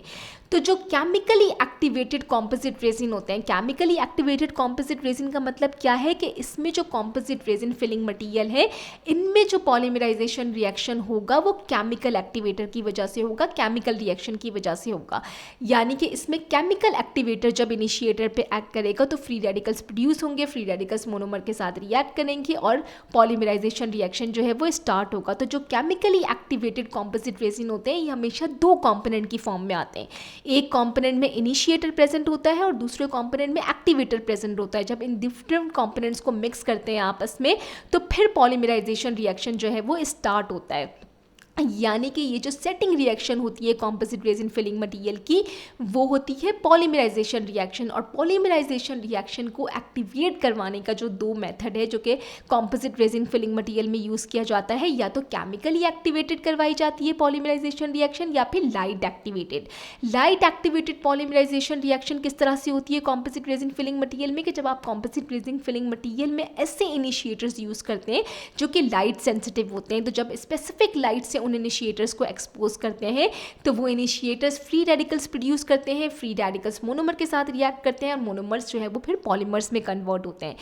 यानी कि जो रेजिन कॉम्पोजिट फिलिंग मटेरियल है उसमें सेटिंग रिएक्शन में पार्टिसिपेट करता है सिर्फ उसका रेजिन कॉम्पोनेंट यानी कि जो मोनोमर्स आपने यूज़ किए हैं, और मोनोमर्स को पॉलीमर्स में कन्वर्ट करवाया जाता है पॉलीमराइजेशन रिएक्शन के थ्रू। और पॉलीमराइजेशन रिएक्शन के लिए हमेशा स्टार्ट कराने के लिए एक्टिवेटर्स यूज़ किए जाते हैं। केमिकल एक्टिवेटर भी होते हैं और लाइट एक्टिवेटर भी होते हैं। तो अगर केमिकल एक्टिवेटर के ज़रिए जो है वो आप पॉलीमराइजेशन रिएक्शन या सेटिंग रिएक्शन करवा रहे हैं रेजिन कॉम्पोजिट फिलिंग मटेरियल का तो इसे केमिकली एक्टिवेटेड कॉम्पोजिट रेजिन कहा जाता है। और अगर लाइट के थ्रू आप कॉम्पोजिट रेजिन को जो है वो सेट करवा रहे हैं, उसमें सेटिंग रिएक्शन करवा रहे हैं, पॉलीमराइजेशन रिएक्शन करवा रहे हैं, तो ऐसे जो कॉम्पोजिट रेजिन होते हैं उन्हें लाइट एक्टिवेटेड कॉम्पोजिट रेजिन्स कहा जाता है। अब ये जो दोनों टाइप्स हैं मेथड ऑफ एक्टिवेशन की बेसिस पे, यानी कि केमिकली एक्टिवेटेड कॉम्पोजिट रेजिन और लाइट एक्टिवेटेड कॉम्पोजिट रेजिन, इन्हें हम जो है वो डिटेल में कवर करते हैं। अभी जो हमने डिस्कस किया कि रेजिन कॉम्पोजिट जो फिलिंग मटेरियल्स होते हैं इनमें पॉलीमराइजेशन रिएक्शन या सेटिंग रिएक्शन को एक्टिवेट करवाया जाता है केमिकल के मेजर्स के केमिकल्स के थ्रू भी और लाइट के थ्रू भी। तो वो मेथड जिसमें केमिकल के थ्रू यानी कि केमिकल एक्टिवेटर्स यूज़ किए जाते हैं पॉलीमराइजेशन रिएक्शन को एक्टिवेट करवाने के लिए, इस मेथड को केमिकल एक्टिवेशन मेथड कहा जाता है। और ये जो कॉम्पोजिट्स होते हैं यानी कि ये जो कॉम्पोजिट होते हैं जिनमें केमिकल एक्टिवेशन का मेथड यूज़ किया जाता है सेटिंग रिएक्शन या पॉलीमराइजेशन रिएक्शन को इनिशिएट करने के लिए, वो हमेशा दो कंपोनेंट्स की फॉर्म में आएंगे, या तो पेस्ट की फॉर्म में आएंगे, लिक्विड पेस्ट की फॉर्म में आएंगे। हमेशा दो कंपोनेंट्स की फॉर्म में आते हैं। दो कंपोनेंट्स की फॉर्म में क्यों आते हैं? क्योंकि एक कंपोनेंट में इनिशिएटर प्रेजेंट होता है और एक कंपोनेंट में केमिकल एक्टिवेटर प्रेजेंट होता है। जब इन दोनों को मिक्स करते हैं तो एक्टिवेटर इनिशिएटर पे एक्ट करता है, इनिशिएटर फ्री रेडिकल प्रोड्यूस करते हैं, फ्री रेडिकल मोनोमर के साथ रिएक्ट करते हैं एंड देन मोनोमर जो है वो आपके पास जो है वो पॉलीमर में कन्वर्ट होता है और रेजिन फिलिंग मटेरियल जो है वो सेट होता है। तो केमिकल एक्टिवेशन के थ्रू जो resin composite filling material set होते हैं उन्हें जो डिस्पेंस किया जाता है वो हमेशा दो कंपोनेंट की फॉर्म में किया जाता है। और जो सबसे पॉपुलर सिस्टम है केमिकल एक्टिवेशन के थ्रू जो रेजिन कॉम्पोजिट फिलिंग मटेरियल जो सेट होते हैं उन्हें डिस्पेंस किया जाता है सबसे ज़्यादा टू पेस्ट सिस्टम में, यानी कि टू पेस्ट की फॉर्म में जो है वो डिस्पेंस किया जाता है। दोनों पेस्ट में प्रेजेंट होते हैं रेजिन और फिलर का ब्लेंड प्रेजेंट होता है, लेकिन एक पेस्ट में जो है वो पेरोक्साइड इनिशिएटर यानी कि बेंजोइल पेरोक्साइड प्रेजेंट होता है और दूसरे पेस्ट में जो है वो टर्शरी अमाइन एक्टिवेटर प्रेजेंट होता है, यूजली एनएन डाइमिथाइल पीटोलोडीन। यानी कि जो रेजिन कॉम्पोजिट फिलिंग मटेरियल है जिन्हें केमिकल एक्टिवेशन के थ्रू सेट किया जाता है ये हमेशा दो कंपोनेंट्स की फॉर्म में डिस्पेंस किए जाते हैं। जो सबसे पॉपुलर मेथड है इनको डिस्पेंस करने का ऐसे रेजिन फिलिंग मटेरियल को जो कि केमिकल एक्टिवेशन के थ्रू सेट होते हैं वो है टू पेस्ट सिस्टम। दोनों पेस्ट में रेजिन और फिलर प्रेजेंट होते हैं, लेकिन एक में इनिशिएटर प्रेजेंट होता है और दूसरे में एक्टिवेटर प्रेजेंट होता है। जब इन दोनों को मिक्स कर देते हैं तो फ्री रेडिकल एडिशन पॉलीमराइजेशन होती है, यानी कि एक्टिवेटर इनिशिएटर पे एक्ट करता है, initiator free free radical produce करते हैं, फ्री रेडिकल मोनोमर के साथ जो है वो रिएक्ट करते हैं, मोनोमर्स आपस में ज्वाइन होते हैं, पॉलीमर्स बनते हैं और रेजिन कॉम्पोजिट फिलिंग मटेरियल जो है वो सेट होता है। यहाँ पे आप इमेज में देख सकते हैं कि किस तरह से दो पेस्ट की फॉर्म में जो है वो कॉम्पोजिट को डिस्पेंस किया गया है और ये केमिकल एक्टिवेशन मेथड के थ्रू जो है वो सेट होंगे। और जो रेजिन कॉम्पोजिट फिलिंग मटेरियल हैं जो कि केमिकल एक्टिवेशन के थ्रू सेट होते हैं या जिनमें केमिकल एक्टिवेशन के थ्रू पॉलीमराइजेशन रिएक्शन होता है, सेटिंग रिएक्शन होता है, उन्हें मोस्ट प्रॉपरली तो पेस्ट और पेस्ट की फॉर्म में डिस्पेंस किया जाता है, लेकिन केमिकल एक्टिवेटेड जो रेजिन बेस्ड फिलिंग मटेरियल्स होते हैं या रेजिन कॉम्पोजिट फिलिंग मटेरियल्स होते हैं उन्हें पाउडर लिक्विड फॉर्म में भी डिस्पेंस किया जा सकता है। पाउडर में जो है वो प्रेजेंट होते हैं फिलर पार्टिकल्स और पेरोक्साइड इनिशिएटर, और लिक्विड में प्रेजेंट होता है मोनोमर, कोमोनोमर और केमिकल एक्टिवेटर। जब इन दोनों को मिक्स करते हैं तो एक्टिवेटर इनिशिएटर पे एक्ट करता है, इनिशिएटर फ्री रेडिकल प्रोड्यूस करता है, फ्री रेडिकल मोनोमर्स और कोमोनोमर्स को आपस में ज्वाइन करवाते हैं और पॉलीमर फॉर्म होता है, मटेरियल सेट होता है। सबसे ज़्यादा जो रेजिन बेस्ड फिलिंग मटेरियल जिन्हें केमिकल एक्टिवेशन के थ्रू सेट किया जाता है उन्हें डिस्पेंस करते हैं पेस्ट फॉर्म में, लेकिन इन्हें पाउडर लिक्विड फॉर्म में भी डिस्पेंस किया जा सकता है। पाउडर लिक्विड फॉर्म के अलावा केमिकल एक्टिवेशन के थ्रू जो रेजिन फिलिंग मटेरियल सेट होते हैं उन्हें पेस्ट और लिक्विड की फॉर्म में भी जो है वो डिस्पेंस किया जाता है। तो पेस्ट में प्रेजेंट होते हैं मोनोमर, कोमोनोमर, फिलर और पेरोक्साइड इनिशिएटर, और लिक्विड में प्रेजेंट होते हैं मोनोमर्स और केमिकल एक्टिवेटर। तो जब आप लिक्विड और पेस्ट को मिक्स करते हैं तो एक्टिवेटर इनिशिएटर पे एक्ट करते हैं, इनिशिएटर फ्री रेडिकल प्रोड्यूस करते हैं, फ्री रेडिकल मोनोमर के साथ रिएक्ट करते हैं एंड देन पॉलीमर फॉर्म होता है और मटेरियल सेट होता है। ये जो रेजिन बेस्ड फिलिंग मटेरियल्स होते हैं जो कि केमिकल एक्टिवेशन के थ्रू सेट होते हैं, इन्हें इनकैप्सुलेटेड मटेरियल्स में भी डिस्पेंस किया जाता है। इनकैप्सुलेटेड मटेरियल में क्या होता है कि बीच में इम्पर्मेबल मेम्ब्रेन होती है और एक साइड पे फिलर होते हैं जिन्हें पेरोक्साइड के साथ मिक्स किया गया होता है, और दूसरी साइड पे जो है वो प्रेजेंट होते हैं मोनोमर, कोमोनोमर्स और एक्टिवेटर। तो जैसे ही इन्हें मैकेनिकल मिक्सिंग डिवाइस में प्लेस करते हैं वो उसे वाइब्रेट करती है, इम्पर्मेबल मेम्ब्रेन जो है वो शैटर हो जाती है और ये दोनों कॉम्पोनेंट्स, दोनों साइड के कंपोनेंट्स आपस में मिक्स हो जाते हैं। ऐसे ही मिक्स हो जाते हैं, एक्टिवेटर एक्ट करता है इनिशिएटर पे, फ्री रेडिकल प्रोड्यूस होते हैं, फ्री रेडिकल मोनोमर के साथ रिएक्ट करते हैं एंड देन मोनोमर जो है वो पॉलीमर में कन्वर्ट होता है और इस तरह से ये इनकैप्सुलेटेड मटेरियल्स जो हैं वो सेट होते हैं। आई होप कि यहाँ पे आपको क्लियर हो गया होगा कि वो रेजिन कॉम्पोजिट मटेरियल जिनमें केमिकल एक्टिवेशन का मेथड यूज़ किया जाता है सेटिंग रिएक्शन या पॉलीमराइजेशन रिएक्शन को इनिशिएट करवाने के लिए, उनको डिस्पेंस किया जाता है पेस्ट की फॉर्म में, पाउडर लिक्विड फॉर्म में, पेस्ट लिक्विड फॉर्म में या इनकैप्सुलेटेड मटेरियल्स की फॉर्म में।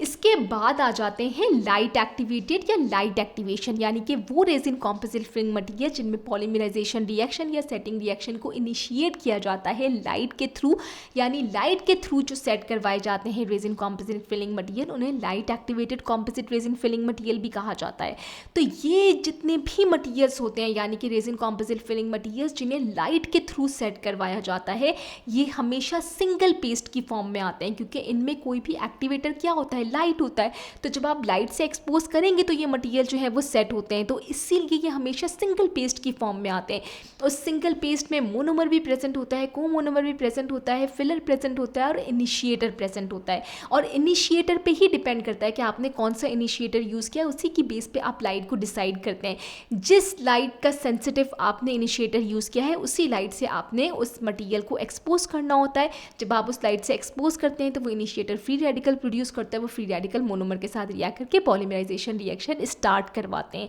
इसीलिए जितने भी रेजिन कॉम्पोजिट फिलिंग मटेरियल हैं जो कि लाइट के थ्रू सेट होते हैं, जिनमें पॉलीमराइजेशन रिएक्शन जो है वो स्टार्ट होता है लाइट से,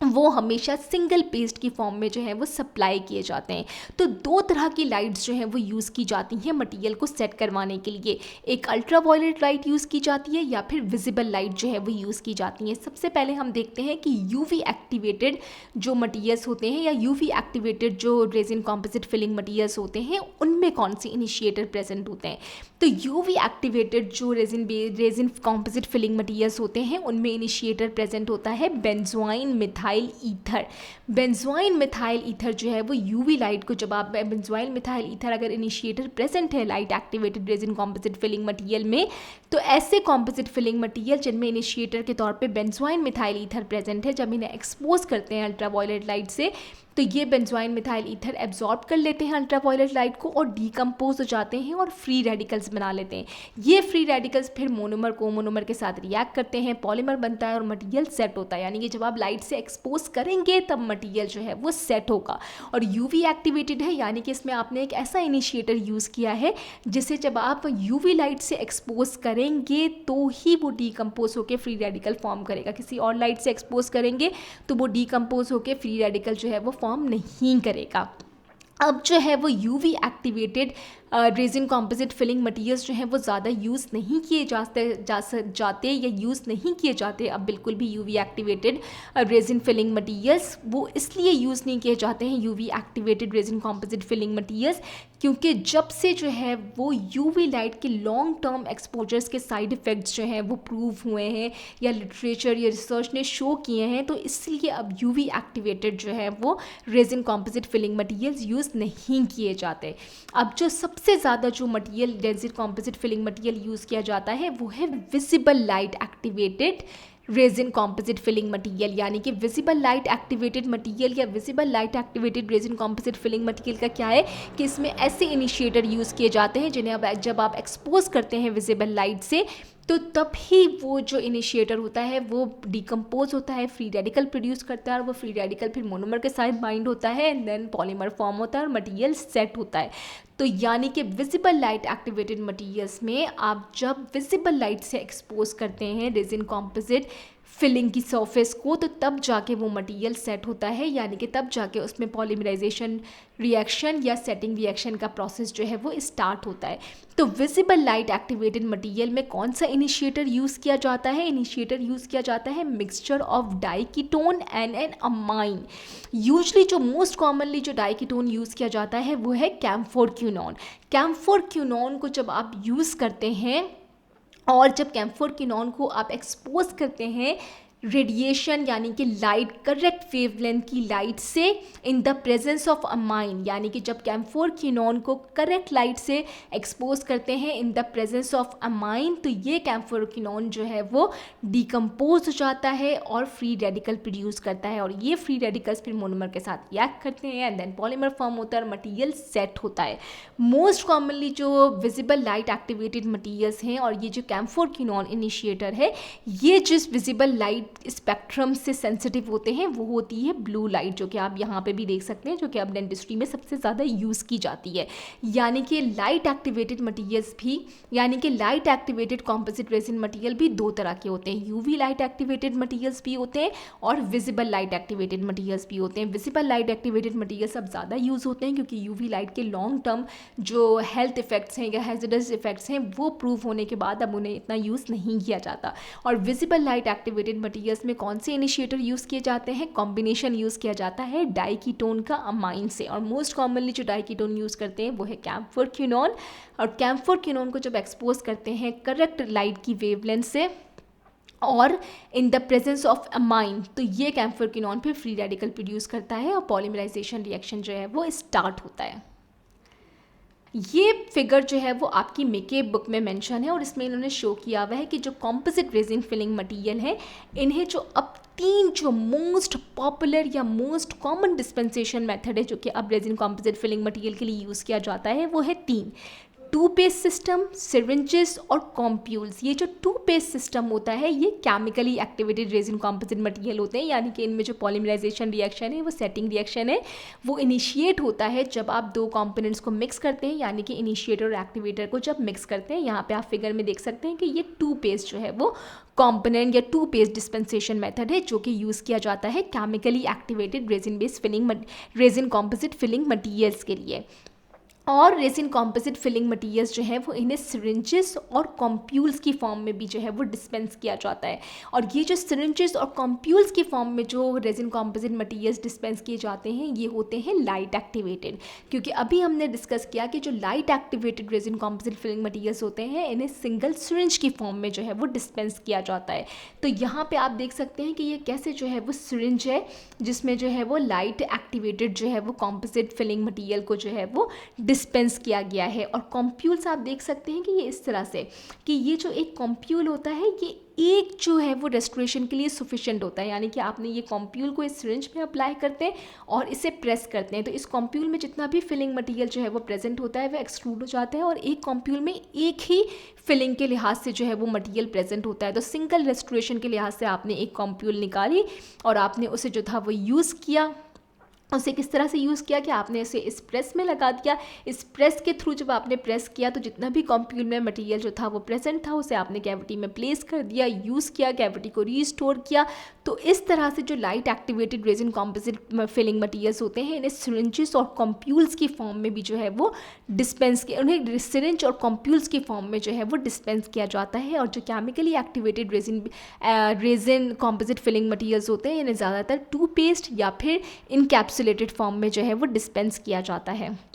यहाँ पे एक और बात बहुत इंपॉर्टेंट समझने की है कि हमने अभी डिस्कस किया कि जो light activated resin composite filling materials होते हैं इन्हें हमेशा सिंगल कंपोनेंट की फॉर्म में जो है वो डिस्पेंस किया जाता है। और इसमें एक चीज़ का ध्यान रखना होता है कि जिसमें भी सिरिंज में कर रहे हैं आप लाइट एक्टिवेटेड मटेरियल्स को प्लेस या जो भी आपके पास कॉम्प्यूल में आ रहे हैं तो जो भी अनयूज मटेरियल होते हैं जैसे आप उस वक्त यूज़ नहीं कर रहे क्योंकि फुल आप यहाँ पे पूरी सिरिंज देख सकते हैं तो आपको रेस्टोरेशन के लिए थोड़ा सा मटेरियल चाहिए होता है, आपने थोड़ा सा मटेरियल निकाल के यूज़ कर लिया, बाकी जो अनयूज मटेरियल होता है वो सिरिंज में प्रेजेंट होता है। तो आपने ये मेक श्योर करना होता है कि जो भी अनयूज मटेरियल होता है यानी कि जो लाइट एक्टिवेटेड मटेरियल्स होते हैं जो कि सिरिंज या कॉम्प्यूल में प्रेजेंट होते हैं इन्हें अल्ट्रा वायलेट लाइट से या सन लाइट से या फिर जो डेंटल यूनिट की जो ऑपरेटिंग लाइट होती है इससे भी एक्सपोज नहीं होने देना होता, क्योंकि अगर ये इन लाइट से भी एक्सपोज हो जाती है तो इनमें पॉलीमराइजेशन का प्रोसेस स्टार्ट हो जाता है और ये थोड़ा थिकन हो जाती हैं और अगर एक बार इनमें थिकनिंग स्टार्ट हो जाए तो फिर आप इन्हें यूज़ नहीं कर सकते, पूरा मटेरियल वेस्ट हो जाता है। तो इस फिगर में आप देख सकते हैं या इस सेक्शन में अभी हमने डिस्कस किया कि रेजिन कॉम्पोजिट फिलिंग मटेरियल्स को 3 तरह की फॉर्म में डिस्पेंस किया जाता है, टूथपेस्ट की फॉर्म में, और ये chemical activated resin composite filling materials होते हैं जिन्हें सबसे ज़्यादा टूथपेस्ट की फॉर्म में डिस्पेंस किया जाता है। और जो light activated resin composite filling material होते हैं इन्हें यूजली सिरिंजेस की फॉर्म में डिस्पेंस किया जाता है या फिर कॉम्प्यूल्स आप यहाँ पे इस फिगर में देख सकते हैं जो कि इधर शो हो रहा है कि एक सिंगल कॉम्प्यूल एक सिंगल रेस्टोरेशन या एक सिंगल कैविटी के लिए यूज़ किया जाता है। आई होप कि यहाँ पे आपको सारी चीज़ें क्लियर हो रही होंगी। अब तक हमने जैसे कि डिस्कस कर लिया कि डेंटल जो रेजिन कॉम्पोजिट फिलिंग मटेरियल्स हैं ये 2 तरह के मटेरियल से मिलकर बने हैं, रेजिन और फिलर्स। इसमें से हमने रेजिन्स को जो है वो डिटेल में डिस्कस कर लिया है। अब हम डिस्कस करने वाले हैं फिलर्स को, क्योंकि फिलर्स का बहुत इंपॉर्टेंट रोल होता है कि फिलर किस टाइप का यूज़ किया है, कितनी कंसंट्रेशन में यूज़ किया है, उसका साइज़, उसका शेप, ये सारे फैक्टर्स जो होते हैं वो फिलर्स के ये रेजिन कॉम्पोजिट की प्रॉपर्टीज़ को बहुत ज़्यादा अफेक्ट करते हैं। तो मोस्ट कॉमनली जो फिलर्स यूज़ किए जाते हैं रेजिन कॉम्पोजिट फिलिंग मटेरियल में वो है quartz, fuse silica, glasses use किए जाते हैं, एल्यूमिनोसिलिकेट्स, बोरोसिलिकेट्स और बेरियम ऑक्साइड।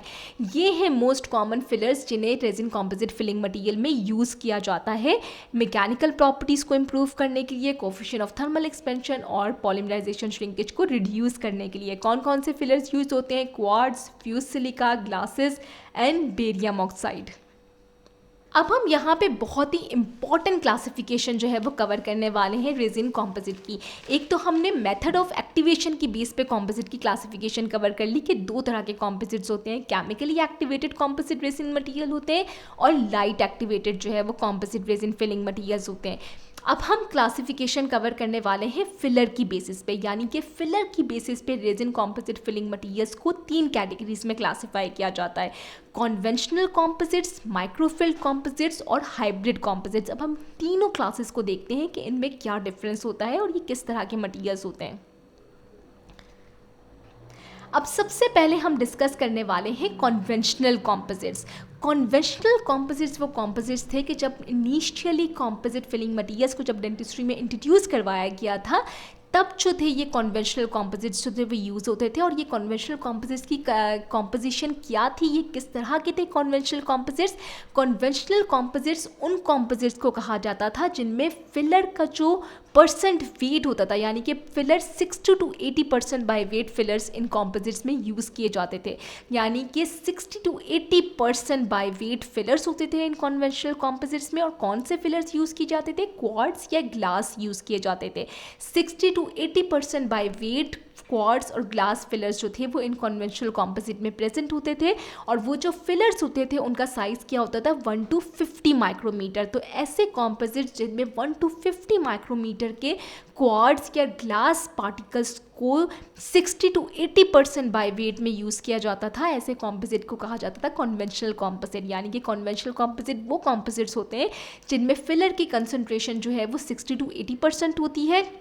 और कौन से टाइप के फिलर यूज़ किए जाते हैं? क्वार्ट्ज या ग्लास फिलर पार्टिकल्स यूज़ किए जाते हैं। और पार्टिकल फिलर का पार्टिकल साइज जो है वो 1 से 50 माइक्रोमीटर होता है। अब हम यहाँ पे बहुत ही इम्पॉर्टेंट जो है वो एक पॉइंट समझने वाले हैं, और वो ये समझने वाले हैं कि pre treatment of filler particles. अब हम यहाँ पे कपलिंग एजेंट को जो है वो डिस्कस कर रहे हैं, क्योंकि कपलिंग एजेंट को हमने कॉम्पोजिशन में डिस्कस किया। हमने initially resin composite filling material के कॉन्सेप्ट को समझते हुए डिस्कस किया था। अब हम यहाँ पे थोड़ा सा डिटेल में डिस्कस करेंगे, क्योंकि अगर हम रेजिन कॉम्पोजिट फिलिंग मटेरियल की कॉम्पोजिशन की बात करते हैं तो इसकी बेसिक कॉम्पोजिशन में 3 चीज़ें आती हैं: रेजिन, फिलर और कपलिंग एजेंट। तो बेसिकली कपलिंग एजेंट का काम ये होता है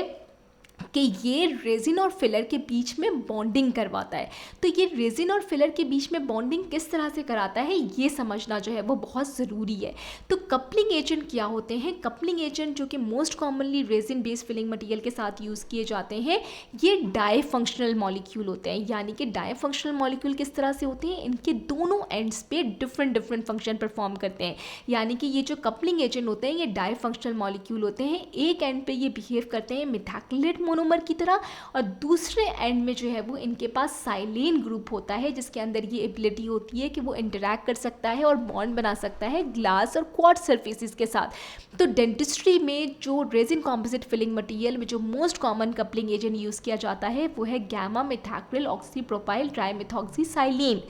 और ये जितने भी कपलिंग एजेंट होते हैं, चाहे ये वाला यूज़ कर रहे हैं या कोई सा भी करें, ये डाई फंक्शनल मॉलिक्यूल होता है। डाई फंक्शनल मॉलिक्यूल का क्या मतलब होता है कि ये एक साइड पे मिथाइलेट मोनोमर की तरह बिहेव करते हैं और दूसरी साइड पे इनके पास साइलेन ग्रुप होता है। ये साइलेन ग्रुप जो होता है ये बॉन्ड बना सकता है या इंटरैक्ट कर सकता है ग्लास और क्वार्ट्ज सरफेसेस के साथ, यानी कि ग्लास और क्वार्ट्ज पार्टिकल्स के साथ।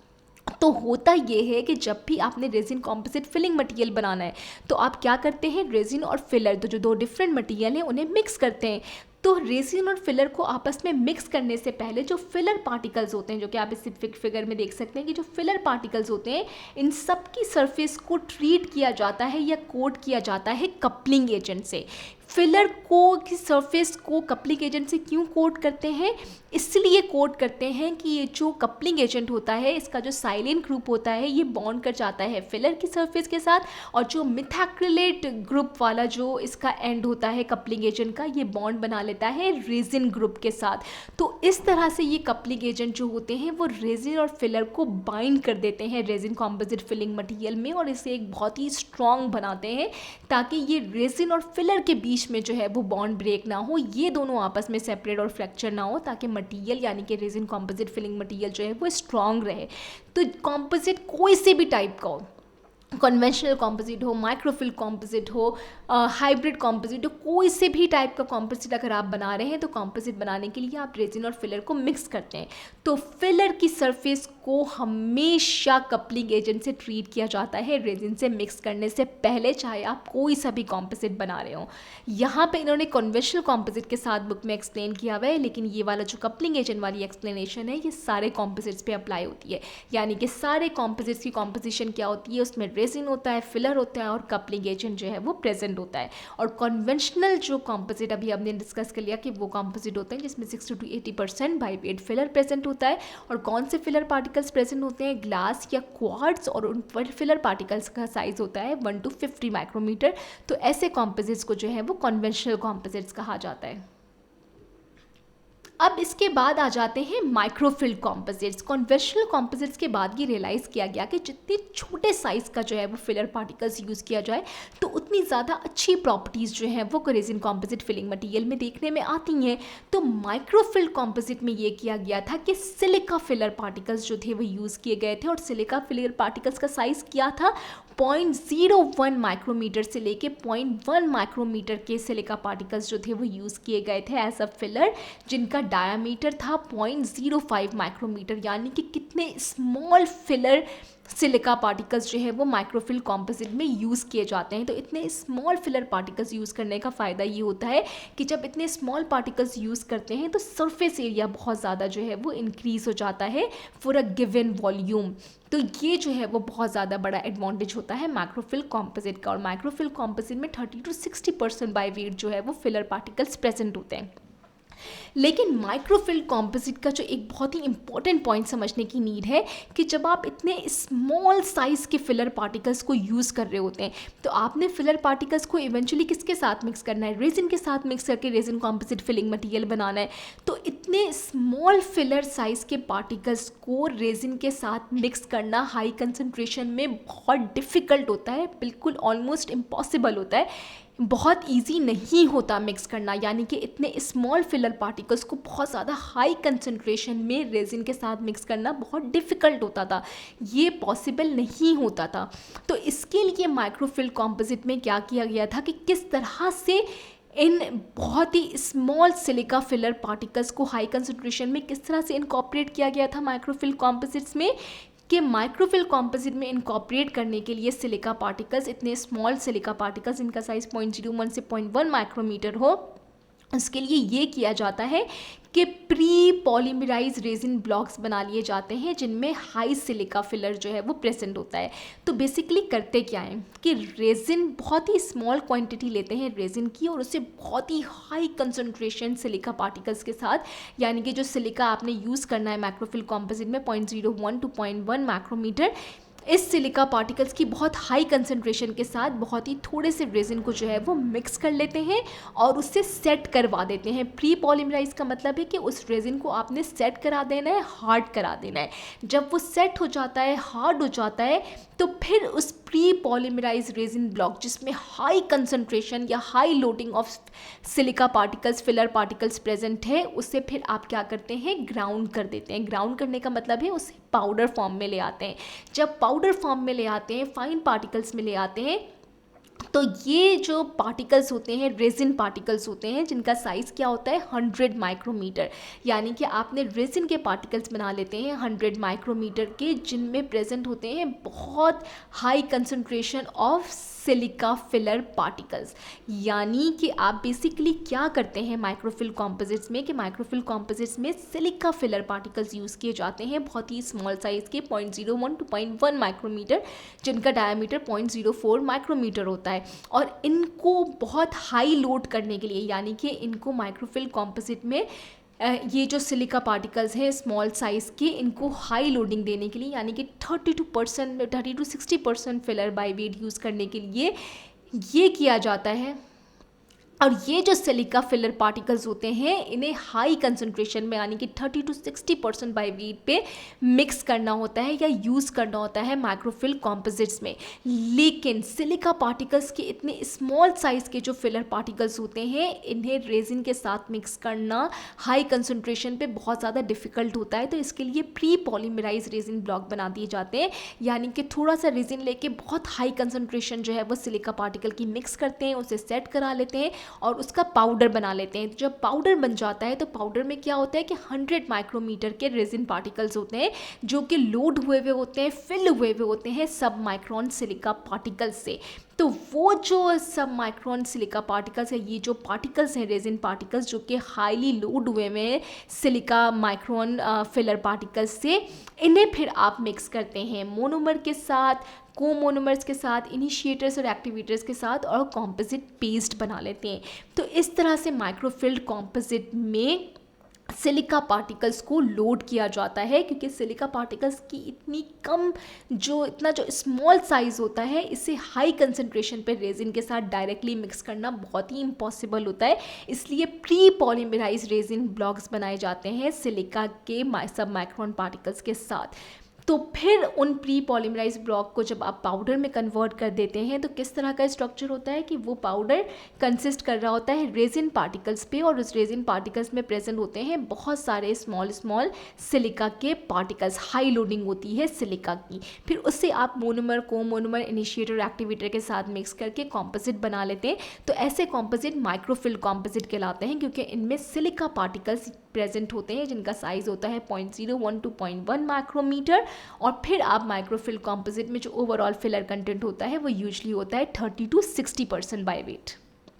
यानी कि 30 to 60% कंसनट्रेशन जो है वो फिलर की यूज़ की जाती है माइक्रोफिल कॉम्पोजिट में। तो ऐसे कॉम्पोजिट्स को जो है वो माइक्रोफिल कॉम्पोजिट कहा जाता है। इसके बाद आ जाते हैं हाइब्रिड कॉम्पोजिट में। हाइब्रिड कॉम्पोजिट का मतलब ये होता है कि हाइब्रिड कॉम्पोजिट में दो तरह के फिलर पार्टिकल्स को जो है वो मिक्स करके यूज़ किया जाता है। हाइब्रिड कॉम्पोजिट में जो कन्वेंशनल कॉम्पोजिट में जो ग्लास और क्वार्ट्ज पार्टिकल्स यूज़ होते थे जिनका साइज होता है 1 to 50 माइक्रोमीटर, उन्हें मिक्स कर दिया जाता है सब माइक्रोन सिलिका पार्टिकल्स के साथ, जो कि आप यूज़ कर रहे थे माइक्रोफिल कॉम्पोजिट में 0.01 या 0.1 माइक्रोमीटर जिनका साइज था। यानी कि हाइब्रिड कॉम्पोजिट में दोनों तरीके के जो है वो फिलर पार्टिकल्स यूज़ किए जाते हैं। एक वो जो कि आपने हाइब्रिड कन्वेंशनल कॉम्पोजिट में यूज़ किया था,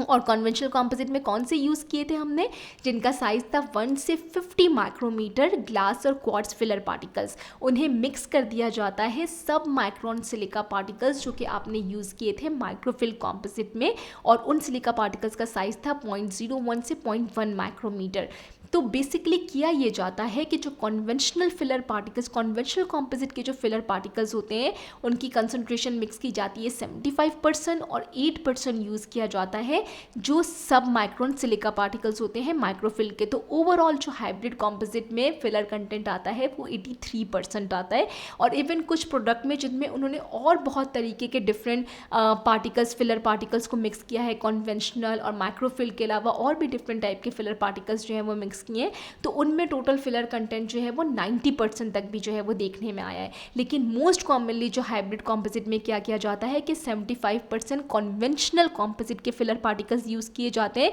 यानी कि 1 to 50 माइक्रोमीटर के ग्लास और क्वार्ट्ज पार्टिकल्स, और 8% यूज़ किए जाते हैं फिलर पार्टिकल्स माइक्रोफिल कॉम्पोजिट के, यानी कि सब माइक्रोन सिलिका पार्टिकल्स जिनका साइज होता है 0.04 डायमीटर होता है, और 0.01 से 0.1 माइक्रोमीटर उनका साइज होता है। तो ओवरऑल जो फिलर कंटेंट होता है हाइब्रिड कॉम्पोजिट में वो देखने में आता है 83%। तो ऐसे कॉम्पोजिट हाइब्रिड कॉम्पोजिट कहलाते हैं जिनमें दो तरह के फिलर कॉम्बिनेशंस यूज़ होते हैं, यानी कि कन्वेंशनल और माइक्रोफिल दोनों के फिलर पार्टिकल्स को जो है वो मिक्स करके जब यूज़ किया जाता है तो ऐसे कॉम्पोजिट को हाइब्रिड कॉम्पोजिट कहा जाता है। अब यहाँ पर आप देख सकते हैं ये डायग्राम जो कि इन्होंने मिके बुक में भी मैंशन की हुई है, जो कि शो कर रही है कन्वेंशनल कॉम्पोजिट को, माइक्रोफिल कॉम्पोजिट को और हाइब्रिड कॉम्पोजिट को, और ये शो कर रही है कि कन्वेंशनल कॉम्पोजिट में किस तरह के जो है वो फिलर पार्टिकल्स यूज़ किए जाते हैं। 1 से 50 माइक्रोमीटर जो है वो उनका साइज़ होता है। आप देख सकते हैं कि किसी का जितने भी फिलर पार्टिकल्स हैं इनका साइज़ 1 से 50 माइक्रोमीटर के बीच में होता है, और ग्लास और क्वार्ट्ज पार्टिकल्स जो हैं वो यूज़ किए जाते हैं कन्वेंशनल कॉम्पोजिट में। माइक्रोफिल कॉम्पोजिट में हमने डिस्कस किया था कि सब माइक्रोन सिलिका पार्टिकल्स यूज़ किए जाते हैं, और क्योंकि सब माइक्रोन सिलिका पार्टिकल्स को बहुत ज़्यादा हाई कंसनट्रेशन में मिक्स नहीं कर सकते रेजिन के साथ, तो प्री पॉलीमराइज रेजिन ब्लॉक बनाए जाते हैं सिलिका के साथ। तो जो pre polymerize silicon resin block होते हैं जो कि बनते हैं सिलिका सब माइक्रोन सिलिका पार्टिकल्स के साथ, तो जब उन्हें आप ग्राउंड करते हैं, उन्हें पाउडर में कर लेते हैं फाइन पार्टिकल्स में, तो वो जो पाउडर बनाते हैं आप उसका प्री पॉलीमराइज ब्लॉक, जो कि प्री पॉलीमराइज रेजिन और सिलिका का जो ब्लॉक होता है उसको जब आप पाउडर बनाते हैं उसका, तो उसमें प्रेजेंट होते हैं इस तरह से आप देख सकते हैं 100 माइक्रोमीटर के साइज़ के रेजिन पार्टिकल्स। और ये रेजिन पार्टिकल्स जो कि आप ये डॉट डॉट देख रहे हैं ना, ये रिप्रेजेंट कर रहा है सब माइक्रोन सिलिका पार्टिकल्स। ये जो रेजिन पार्टिकल्स होते हैं ये लोड हुए होते हैं सब माइक्रोन सिलिका पार्टिकल्स से। तो इस तरह से माइक्रोफिल कॉम्पोजिट्स में ये जो सिलिका प्री पॉलीमराइज जो रेजिन पार्टिकल्स हैं जो कि लोड हुए हैं high concentration of silica particles filler particles से, इन्हें फिर आप मोनोमर को मोनोमर के साथ मिक्स करके इनिशिएटर एक्टिवेटर के साथ मिक्स करके रेजिन कॉम्पोजिट फिलिंग मटेरियल जो है वो बनाते हैं। तो माइक्रोफिल कॉम्पोजिट में यूज़ होते हैं सब micron silica particles as a filler. और उनको किस तरह से इनकॉर्पोरेट किया जाता है कॉम्पोजिट में, पहले उनके ब्लॉक बना लिए जाते हैं रेजिन के साथ, प्री पॉलीमराइज ब्लॉक, जिन्हें फिर आप पाउडर में कन्वर्ट करते हैं। जब पाउडर में कन्वर्ट करते हैं तो पाउडर में प्रेजेंट होते हैं रेजिन पार्टिकल्स जो कि लोड हुए हुए होते हैं सब micron filler particles, silica filler particles से, जो कि आप इस इमेज में देख सकते हैं। और हाइब्रिड में आप देख सकते हैं कि हाइब्रिड कॉम्पोजिट में किस तरह के फिलर पार्टिकल्स यूज़ हुए हुए हैं, दोनों तरीके के। कि आपने इसमें जो है वो कन्वेंशनल के फिलर पार्टिकल्स भी यूज़ किए हैं जिनका साइज़ 1 से 50 माइक्रोमीटर है, और माइक्रोफिल्ड जो है वो कॉम्पोजिट में जो सब माइक्रोन सिलिका पार्टिकल्स थे वो भी आपने हाइब्रिड कॉम्पोजिट में यूज़ किए हैं, वो देख सकते हैं, जिनका साइज़ है 0.01 माइक्रोमीटर से लेके 0.1 माइक्रोमीटर तक। यानी कि हाइब्रिड में कन्वेंशनल फिलर पार्टिकल्स भी यूज़ किए जाते हैं और सब माइक्रोन सिलिका पार्टिकल्स भी यूज़ किए जाते हैं, इसलिए इन्हें हाइब्रिड कॉम्पोजिट कहा जाता है। आई होप के फिलर की बेसिस पे ये कॉम्पोजिट की क्लासिफिकेशन आपको क्लियर हो गई होगी।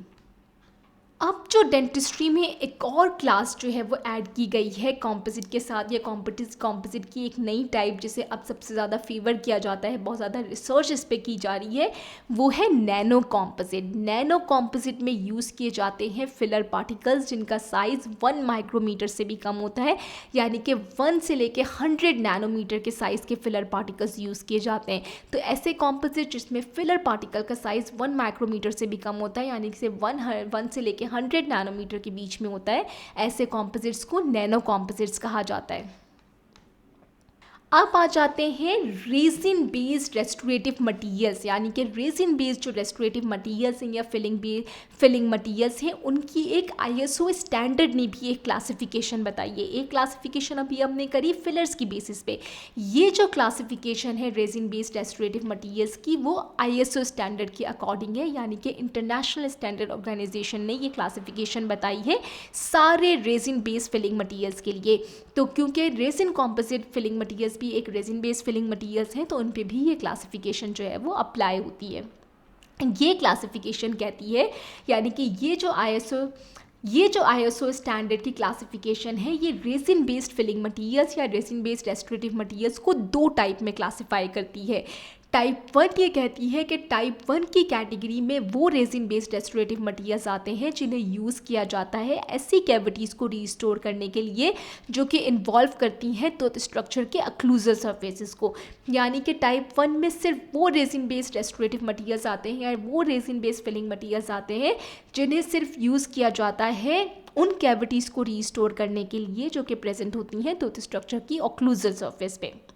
और टाइप 2 कैटेगरी में बाकी जितने भी पॉलीमर बेस्ड फिलिंग मटेरियल्स हैं, रेस्टोरेटिव मटेरियल्स हैं, वो टाइप 2 की कैटेगरी में आते हैं। यानी कि आईएसओ स्टैंडर्ड ने रेजिन बेस्ड रेस्टोरेटिव मटेरियल या फिलिंग मटेरियल को 2 कैटेगरीज में डिवाइड कर दिया है, टाइप 1 और टाइप 2। टाइप 1 का उन्होंने कहा है कि टाइप 1 में ऐसे रेजिन बेस्ड रेस्टोरेटिव मटेरियल्स आते हैं जिन्हें सिर्फ यूज़ किया जाता है या जो कि सिर्फ सूटेबल होते हैं ऐसी कैविटीज़ को रिस्टोर करने के लिए जो कि इन्वॉल्व करती हैं एक्लूजल सरफेस को। और बाकी जितने भी पॉलीमर बेस्ड या रेजिन बेस्ड फिलिंग मटेरियल्स और रेस्टोरेटिव मटेरियल्स हैं वो टाइप 2 की कैटेगरी में आते हैं। अब टाइप 2 की जो कैटेगरी है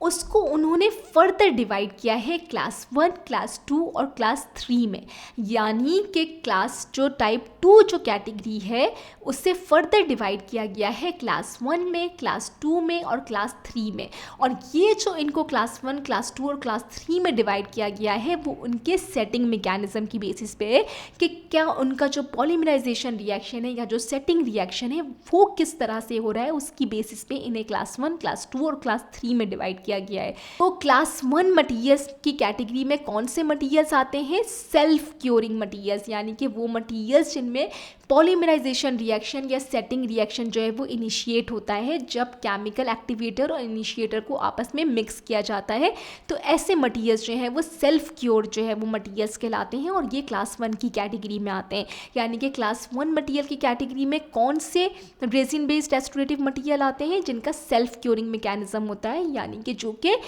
केमिकल एक्टिवेशन की बेसिस पे उनका जो है वो पॉलीमराइजेशन रिएक्शन या सेटिंग रिएक्शन जो है वो स्टार्ट होता है और वो सेट होते हैं। तो क्लास 1 मटेरियल्स वो मटेरियल्स होते हैं जो कि केमिकली एक्टिवेटेड होते हैं या फिर सेल्फ क्योर मटेरियल्स होते हैं, यानी कि जब केमिकल एक्टिवेटर और इनिशिएटर को मिक्स करते हैं तब जाके उनका सेटिंग रिएक्शन या पॉलीमराइजेशन रिएक्शन स्टार्ट होता है और वो मटेरियल सेट होते हैं। तो ऐसे मटीरियल्स को सेल्फ क्योर मटीरियल्स भी कहा जाता है और केमिकली एक्टिवेटेड मटीरियल्स भी कहा जाते हैं, और ऐसे मटीरियल्स क्लास 1 की कैटेगरी में आते हैं। क्लास 2 मटीरियल्स यानी कि वो रेजिन बेस्ड रेस्टोरेटिव मटीरियल्स जिन्हें सेट किया जाता है लाइट के थ्रू, यानी कि light cure resin based restorative material जो है वो क्लास 2 की कैटेगरी में आते हैं। क्लास 2 मटीरियल्स को फर्दर 2 कैटेगरीज में डिवाइड किया जाता है, क्लास 2 ग्रुप 1, क्लास 2 ग्रुप 2। तो क्लास 2 ग्रुप 1 में वो रेजिन बेस्ड रेस्टोरेटिव मटीरियल्स आते हैं जिन्हें एनर्जी या लाइट जो है वो अप्लाई की जाती है इंट्राओरली, यानी ओरल कैविटी के अंदर ही लाइट जो है वो अप्लाई करते हैं एंड देन वो लाइट के रिस्पॉन्स पे वो मटीरियल सेट होते हैं। और क्लास 2 और ग्रुप 2 मटीरियल्स में वो रेजिन बेस्ड रेस्टोरेटिव मटीरियल्स आते हैं जिनमें लाइट या हीट सोर्स या लाइट सोर्स जो है वो अप्लाई की जाती है एक्स्ट्रा ओरली। इस कैटेगरी में वो कॉम्पोजिट मटीरियल्स आते हैं जिनसे इनडायरेक्ट रेस्टोरेशंस बनाई जाती हैं, यानी कि लेबोरेटरी में रेस्टोरेशंस बनाई जाती हैं, लाइक इनलेस, ऑनलेस, विनियर्स, ये बनाए जाते हैं। तो यहाँ तक अब आपको क्लासिफिकेशन क्लियर होनी चाहिए कि जितने भी रेजिन बेस्ड रेस्टोरेटिव मटीरियल्स हैं डेंटिस्ट्री में, इन्हें 2 कैटेगरीज में क्लासिफाई किया जाता है, टाइप 1 और टाइप 2। टाइप 1 की कैटेगरी में वो रेजिन बेस्ड रेस्टोरेटिव मटीरियल या फिलिंग मटीरियल्स आते हैं जिन्हें यूज़ किया जाता है ऐसी कैविटीज़ को रीस्टोर करने के लिए टूथ स्ट्रक्चर पे, जो कि ऐसी कैविटीज़ को रीस्टोर करने के लिए जो कि टूथ स्ट्रक्चर की अक्लूजल सरफेस पे प्रेजेंट होती हैं। और बाकी जितने भी रेजिन बेस्ड रेस्टोरेटिव और फिलिंग मटीरियल्स हैं वो सारे टाइप 2 की कैटेगरी में आते हैं। टाइप 2 को फर्दर डिवाइड करते हैं क्लास 1, क्लास 2 और क्लास 3 में उनकी सेटिंग मैकेनिज्म की बेसिस पे, यानी कि उनका जो पॉलीमराइजेशन रिएक्शन का जो मैकेनिज्म है या सेटिंग रिएक्शन का मैकेनिज्म है वो किस तरह से हो रहा है, उसकी बेसिस पे इन्हें क्लास 1, क्लास 2 और क्लास 3 में डिवाइड करते हैं। क्लास 1 में वो रेजिन बेस्ड रेस्टोरेटिव मटीरियल्स आते हैं जिन्हें सेट करवाया जाता है सेल्फ क्यूरिंग मैकेनिज्म के थ्रू या केमिकली एक्टिवेशन मैकेनिज्म के थ्रू जो है वो सेट कराया जाता है, वो क्लास 1 में आते हैं। क्लास 2 में आते हैं लाइट एक्टिवेटेड या लाइट क्योर मटीरियल्स, यानी कि जिन्हें सेट करवाया जाता है लाइट से एक्सपोज करके। ये जो क्लास 2 होते हैं वो फर्दर डिवाइड होते हैं class 2 group 1, class 2 group 2। Class 2 group 1 में वो रेजिन बेस्ड रेस्टोरेटिव मटीरियल्स आते हैं जिनमें लाइट अप्लाई की जाती है इंट्राओरली, और क्लास 2 ग्रुप 2 में वो रेजिन बेस्ड रेस्टोरेटिव मटीरियल्स आते हैं जिनमें लाइट अप्लाई की जाती है एक्स्ट्रा ओरली। और क्लास 3 में वो मटीरियल्स आते हैं जो कि डुअल क्योर होते हैं। डुअल क्योर का मतलब ये होता है कि ये जो मटीरियल्स होते हैं वो लाइट एक्टिवेशन और केमिकल एक्टिवेशन दोनों के थ्रू सेट होते हैं, यानी कि ये इस तरह की फॉर्म में डिस्पेंस किए जाते हैं कि दो कॉम्पोनेंट्स की फॉर्म में आते हैं। जब आप इन्हें मिक्स करते हैं तो इनिशियली ये केमिकल मैकेनिज्म के थ्रू जो है वो सेटिंग रिएक्शन होता है, पॉलीमराइजेशन रिएक्शन होता है, और कंप्लीट कब होता है सेटिंग रिएक्शन, जब आप इन्हें लाइट से एक्सपोज करते हैं। यानी कि क्लास 3 कैटेगरी में वो रेजिन बेस्ड रेस्टोरेटिव मटीरियल आते हैं जिनका डुअल क्योर मैकेनिज्म होता है, जो कि दोनों मैकेनिज्म के थ्रू सेट होते हैं, लाइट एक्टिवेशन के थ्रू भी और केमिकल एक्टिवेशन के थ्रू भी। आई होप कि ये क्लासिफिकेशन आपको क्लियर हो गई होगी। एक और जो क्लासिफिकेशन है जिसमें कॉम्पोजिट को क्लासिफाई किया जाता है हैंडलिंग कैरेक्टरिस्टिक की बेसिस पे। हैंडलिंग कैरेक्टरिस्टिक की बेसिस पे जो क्लासिफिकेशन है वो इनकी विस्कोसिटी की बेसिस पे। तो हैंडलिंग कैरेक्टरिस्टिक या विस्कोसिटी की बेसिस पे कॉम्पोजिट रेजिन फिलिंग मटीरियल्स को क्लासिफाई किया जाता है पैकेबल कॉम्पोजिट्स में और फ्लूएबल कॉम्पोजिट्स में। पैकेबल कॉम्पोजिट्स जो होते हैं वो हाईली विस्कस होते हैं, इन्हें यूजली फिलिंग मटीरियल के तौर पे यूज़ किया जाता है, खासतौर पे पोस्टीरियर कैविटीज़ में। और फ्लूएबल कॉम्पोजिट्स वो कॉम्पोजिट फिलिंग मटीरियल्स होते हैं जिनकी लो विस्कोसिटी होती है, इन्हें यूजली फिशर सिलेंड्स या इंटीरियर टूथ में जो है वो यूज़ किया जाता है या इंटीरियर कैविटीज़ में जो है वो यूज़ किया जाता है। आई होप कि इस लेक्चर के थ्रू आपको ये समझ में आया होगा कि रेजिन बेस्ड फिलिंग मटीरियल्स या पॉलीमर बेस्ड फिलिंग मटीरियल्स को क्यों इंट्रोड्यूस करवाया गया था, पहले जो resin based filling materials acrylic resin use हो रहे थे उनकी क्या कॉम्पोजिशन थी, प्रॉपर्टीज़ थी, एडवांटेजेस थे, डिसएडवांटेजेस थे, और किस वजह से वो अब यूज़ नहीं होते। और आपको ये भी आई होप कि समझ में आया होगा कि रेजिन कॉम्पोजिट फिलिंग मटीरियल्स क्या होते हैं, इनकी क्या कॉम्पोजिशन है, क्या क्लासिफिकेशन है, इन्हें क्यों इंट्रोड्यूस करवाया गया था। आई होप कि ये सारे पॉइंट्स आपको क्लियर हुए होंगे। नेक्स्ट लेक्चर में हम रेजिन कॉम्पोजिट फिलिंग मटीरियल की प्रॉपर्टीज़, क्लिनिकल मैनिपुलेशन और एप्लीकेशन को डिस्कस करेंगे।